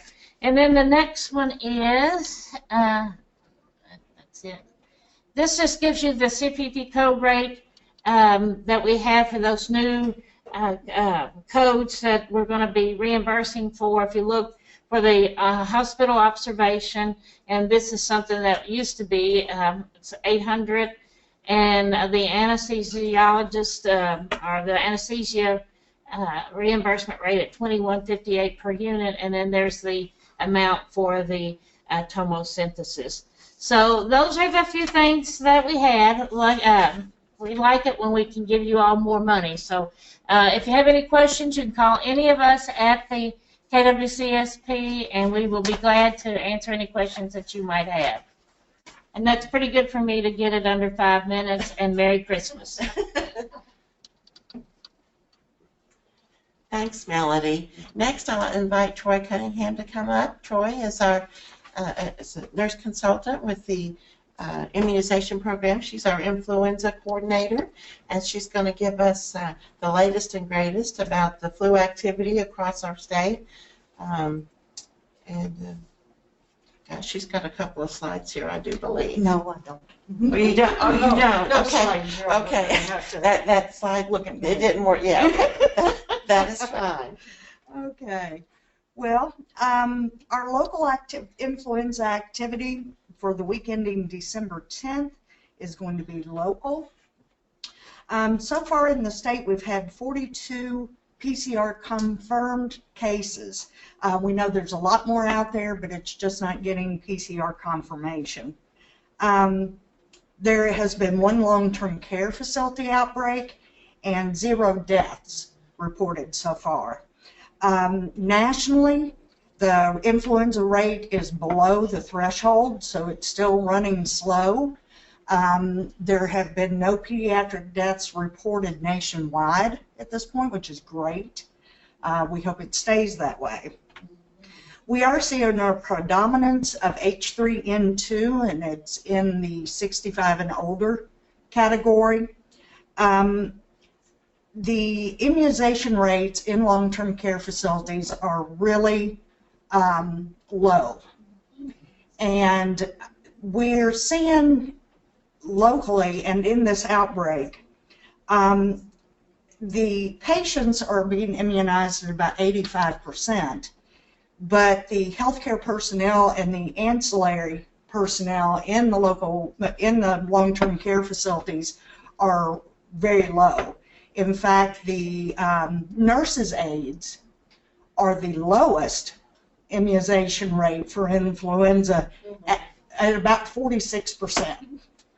And they're the ones that are giving the most hands-on care. So we've got some real issues there. We'd like for everybody to encourage high-dose vaccine for those 65 and older. On a different note, flu mist is no longer recommended by the CDC. That primarily is thought to be because of faulty administration, not pointing at the person giving it, but a child will sneeze, or it runs out, or so they're just having so many administration problems. They think that that's a reason why it wasn't working. We really need help from those in the field to report local flu activity. If you see that there's a school closing, or you're hearing that everybody's sick, or there's a suspected outbreak like in a nursing home, that type thing, please either report it to your regional epi, or report it directly to us at the immunization program. Our number is 502-564-4478, and they'll get you to one of us to try to help you out with that. We currently have 93 surveillance sites enrolled. Unfortunately, about an average of 20 actually report every week, and so that's really causing our numbers to be skewed. We know there's a lot of flu activity. You can hear that just people talking in the community and in the offices, that there's a lot of flu going around, but it's not getting reported. And so one reason why it's really important to get the PCR, the laboratory confirmed cases, instead of just the rapid swabs, is so that we can identify what strains are going on in communities. And the CDC uses that information to develop the next year's vaccine. So hopefully it's more effective, and we can get a better response. It does appear that the response to the vaccine is very good this year. And we thought with the flu mist being discontinued as a recommendation that we would see immunization rates go down, especially in the pediatric population, and we're actually seeing those numbers rise. So we don't know if it's just that they get in there and they don't have any option, or, but anyway, the rates are rising, and that makes me happy. If any of the local health departments would like to become a surveillance site for us, please contact us and we'll get you set up. It would be very, very helpful to have that, especially in district health departments where there's a lot of surrounding counties, because we have pockets throughout the state that we're not getting anything. And so, we want to try to direct as much as help as we can in those communities. To be a surveillance site, it takes about 15 minutes on a web-based system that reports directly into the CDC, and then we get that information. So again, if you would please consider helping us out with that. And that's for local health departments that actually see patients. I know there are some that don't. We still have a lot of flu vaccine available. We have 32,000 doses for VFC that you can begin ordering those on January 3rd. The CDC is already starting working on the pre-booking for flu vaccine for the 17-18 year. And again, we've got some development, some new flu vaccines that are coming along. They're looking at developing or getting approval for a quadrivalent vaccine for high dose. Right now it's trivalent. Ask when you go to get your flu shot if they're giving trivalent or quadrivalent. A lot of times they just give trivalent because it's cheaper. But, in order to get that extra B strain, there are 2 A's, 2 B's in quadrivalent. In order to get that protection on that second B, you need the quad. So be sure and ask so that you know. Some people say they're not going to get it because it doesn't work. Well, there's no vaccine that's 100% guaranteed. There's not much in life that's 100% guaranteed. So you're definitely increasing your odds of success. So just please, it's never too late to get a flu vaccine. You can give them all the way up into the spring. We are seeing low activity at this point, but the Christmas holidays are coming, and that's when we start peaking. And last year it was a late season. We started reaching our peak in about February. So, and it ran. Eventually, the flu season is going to be year-round. We think that's a prediction from the CDC. There is a couple things I'd like to mention since I'm in the immunization program about the HPV changes. Effective October 16th, the CDC is now recommending a 2-dose series instead of a 3-dose series for young adults. They found that the 9 to 14-year-olds were actually seeing a higher response rate equivalent to the 3-dose series, so they've stopped that.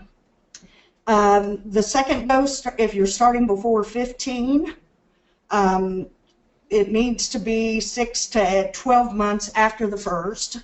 You can complete the series with Gardasil 9.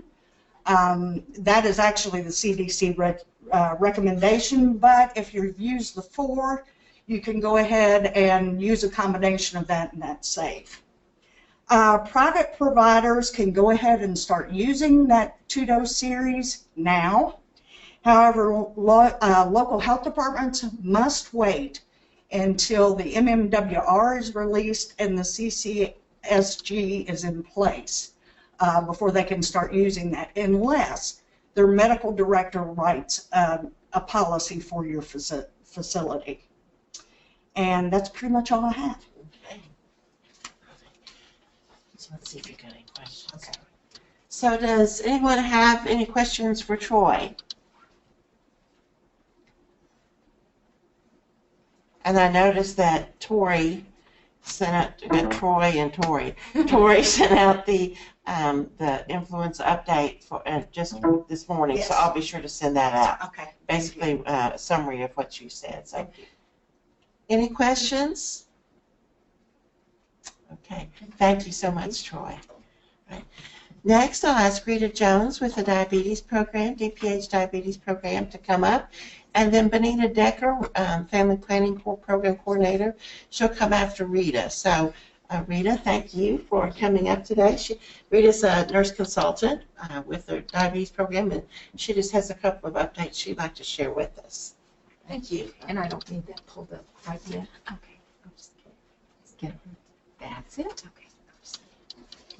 Good morning, and I'm glad for this opportunity to be here. And I thank you for that information about the flu immunization and all of the immunizations. We really promote those with the diabetes program, and so we're glad to hear about those today as well. There were 2 things that I wanted to update local health department folks with today, and I had some slides that I could have used for this first thing that I'm talking about, but they're still in the DPH approval process. And if you know anything about that, that can take a while. But if I'd have known you were going to have to look at my face the whole time, I would have probably dogged that approval process a little more aggressively before I got here today. But anyway, I am going to first mention something about waste management. There are currently the laws that are in Kentucky, and this is not my area of expertise, but most of the waste management for medical waste apply to healthcare facilities, and there really isn't a lot out there as far as household disposal of medical waste and sharps and that kind of thing. So with the diabetes program, that's something that we really try to help the individuals with diabetes and who are using insulin syringes with needles and the lancets and that kind of thing to take care of. So we have, there are some local communities that have come up with policies, and that's great. So it's a good idea to know what the local community does, but we have worked with the Department for Environmental, for Environmental Protection here in Kentucky over the years to have something to be available to give out when we do education programs with patients and for you all to have in your area. And so we have just recently updated the fact sheet that we've had in the past. I have it here, you can see it, It was actually approved yesterday, although there was one little date change on it because we want to make it a 2017 update since we're not going to actually distribute it until January. So I don't have it for you today, but we will be distributing it widely to local health departments. We'll have it on our website. We will want to encourage you to also put it on your website because you may get calls related to that kind of thing, and it's a very handy thing to have close by. So I think that's really all I need to say about that, but it has some very practical things on it that you can share with folks in your community. The second thing that I wanted to do, I'm mixed up about where to look. I hope I'm not driving me crazy. Okay. I keep looking at the people in the room, and I think I'm going round and round. The second thing that I want to mention is a scorecard that our diabetes program is working on. It's a local health department diabetes scorecard. Over the last several years, we have been very fortunate to have public health funds for diabetes prevention and control efforts in Kentucky. This is something that we really are very thankful for, and we try to work to use those funds, and you all do at the local level very closely, work to use those very effectively in your community. But we have been wanting to communicate, I guess, a little more clearly and to kind of monitor a little more closely what our expectations are and what you all are actually doing and what are your outcomes being, what kind of progress are we making as a program. And so we've kind of been talking that over for quite a while. We also want to be able to, we have 3 different funding levels in the diabetes program for anyone that may not realize that. And we also would like, there's so many people that are doing above and beyond what their requirements are for the funding that they give, and we want to be able to recognize that a little more closely. And then very recently in September, the secretary for our cabinet, Secretary Glisson, and Dr. White had kind of challenged us to, or charged us to try to strengthen the accountability for those funds. And so as a result of that, we've come up with what we're calling the local health department scorecard. It is up on the screen now, and it has been a work in progress for the last few months, and we have piloted this some with 4 different local health departments. They had some really good thoughts that we have incorporated as much as possible, and this scorecard will kind of take a look at the progress that's being made in the community related to our targeted short-term outcomes for the diabetes programs. It takes a look at the extent to which the local health department is implementing the program as we ask for them to do, and are they reaching the targeted population that they've said they were going to do in their work plan type things. This area that we're looking at includes things like are you attending our monthly conference calls? Are you completing the work plan at the beginning of the year? Are you reporting on things? And as well as, are you spending the money that's been allocated to you for program-related activities? How much of that money are you spending, or are you just, using a portion of it because no one gets to the time to get out there and do it? Then there's a section that's kind of a bonus section where you get extra points because you're doing above and beyond what's really expected for the amount of money that you get. So that's a really important area for us because we want to recognize people for that. So this scorecard, we've been working, in fact, I was working before I came in here very hard to populate these massive spreadsheets that we have that it feeds in the data for these scores that are on one piece of paper. The scorecard actually has a backside that has some of the baseline and update data so you can see where the score comes from, but basically the scorecard is on that front side. We are releasing these scorecards in the very near future. We're starting out with, we're going to release it in smaller groups so it's more manageable for us. and it can be a learning process. So we're releasing it in 3 different batches according to funding levels. The first batch that we're working with, this past week we sent them a blank score form because we want them to do a self-score first and become very familiar with the scorecard, and then they'll have that for comparison when we send the one that's state scored out to them. That first batch will have the state scored card sent to them hopefully tomorrow, maybe Monday, depending on how, because it's I'm still verifying a lot of the data and that kind of thing, and it's pretty time consuming. So, but we're having a conference call to talk about the first batch of this on Tuesday, the 20th. And then that process will also be followed with 2 other funding levels by the middle of January. So you can see it up on the screen. This is just whoops. It's not supposed to have a name on there. Ooh. This scorecard is populated automatically, and it may have, we may want to take that down off the screen. Okay. Excuse me. It was supposed to say the Jones County Health Department on there.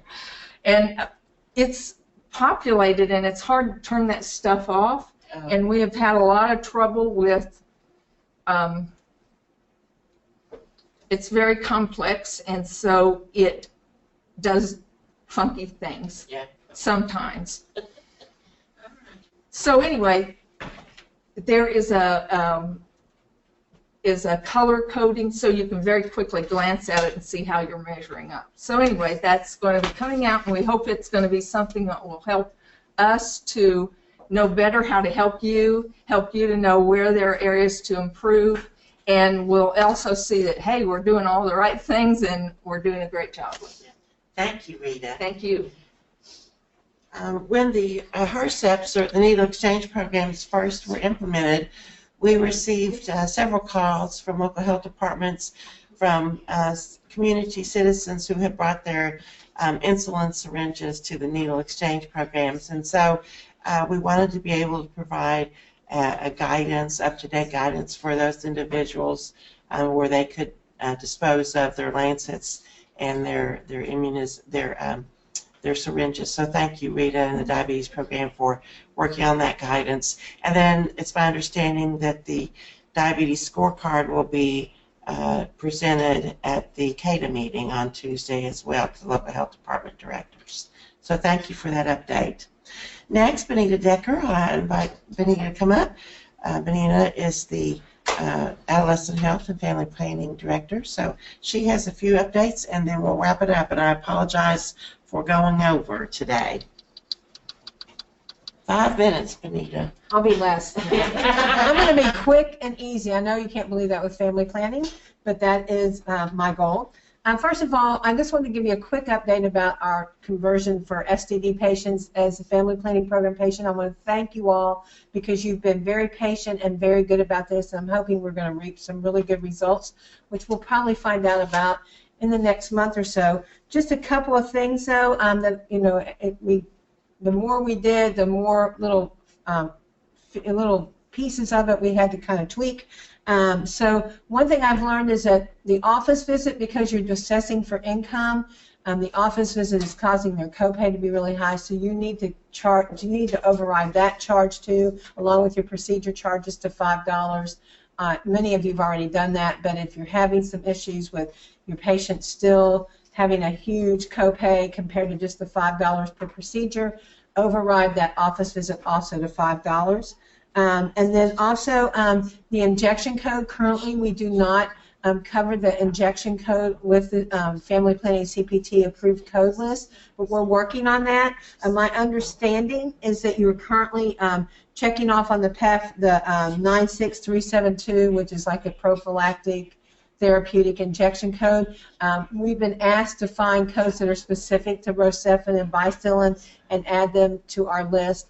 That is being done just this week as we speak, and so within the next week we will have some specific guidance on how you can charge for specific codes for Rosefin or Vicilin and be reimbursed for the family planning program for that. And so stay tuned to your email and we will keep you updated. The other things I want to talk to you about is OPA put out a program policy notice regarding integrating primary care providers with your family planning. Now this is really mostly for folks who pretty well do their family planning indirectly, where they partner directly with an FQHC or rural health center or someone, another provider, to provide the bulk of their family planning services. They may do pregnancy testing or and emergency contraception in-house, but then everything else gets referred to another provider. They have given specific guidelines, and I'm not going to go through them. We don't have the time. We're going to be sending that out. It just came out this week, into last week, something like that. We're going to be talking to the directors at their meeting next week about this, and we're going to be sending out this notice. And so for those of you who do that type of indirect family planning services, make sure you read this. First of all, it really clears up a lot of questions, and they relax some of their guidelines a little bit to make it more user-friendly to be able to do that. Once you read it, if you have questions, let me know. Several of you have asked me about the training calendar. I'm happy to announce, and I will announce the person's name in the next weeks. Tomorrow we have a new nurse consultant starting in family planning, and one of her primary jobs will be updating that training calendar. And so by no later than the middle of January, we'll have that out. My apologies that it's been delayed, but we've just had too many irons in the fire and not been able to address it. And so just stay tuned, and I promise you we're going to get that out to you new and refreshed and ready to go by the middle of January. And lastly, it's that annual time for our family planning annual report, the FPAR report. So around the first week in January, we will be sending a survey to you all for all this data and information that we have to report within, not only on FPAR, but when we write our grant continuation in March, we kind of get that all together in one survey. So please be diligent to turn those in timely, and they should come out that first week in January. As always feel free to ask me questions, email me, and I'll get back to you. And thank you for all you do to serve the women in need, the teens in need, and the men in your counties. Thank you. Told you it wouldn't be 5 minutes. 2 minutes. Thanks, Benita. So we'll go ahead and wrap up. I wanted to, first of all, say thank you to several individuals who, without their help and assistance and guidance, today would not have happened. Becky, Tony, Jamie, Joa, and Casey, y'all were so helpful in pulling together the GoToWebinar and format. And we've had several meetings and more than 20 emails, 30 emails, and a lot. They've been running around in the room today. I don't know if you've seen them or not. They've been, staying low on the radar. But thank you all so much to each of you all for your assistance in pulling off this first GoToWebinar. Please, for those of you all who are out in the field, let me know how you like this format. We will be able to pull participants, the list of participants from this list. We'll be able to do an evaluation hopefully in the future. We'll be able to do some interaction with participants as far as the presenters asking questions during their presentation and showing the results on the screen. So what else are we going to, the speakers from, all over, we can have them be available and bring them in, so that really opens up the opportunities for speakers. So please let me know how you all like this format. Again, I'll send out the dates for next year's 2017 webinars, not ITVs anymore. So I'll send that out with the PowerPoint presentations. And let's see here. And then the other date that I will send out, hopefully this afternoon, I'll get with Jamie for the new nurse leader orientation. We've had many requests for that training. We're going to probably have one in late January or early February, and then maybe the next one in March, because we do have numerous significant number of new nurse leaders, and I want to give everybody an opportunity to attend. It will probably be a 2-day training. So the agenda has been reviewed, and the Nurse Executive Committee has been a great assistance to me in developing that agenda. So look for that email as well. So thank you all very much. Happy holidays, and try to stay warm and influenza free. Isn't that right? Thank you. Thank you, Bill.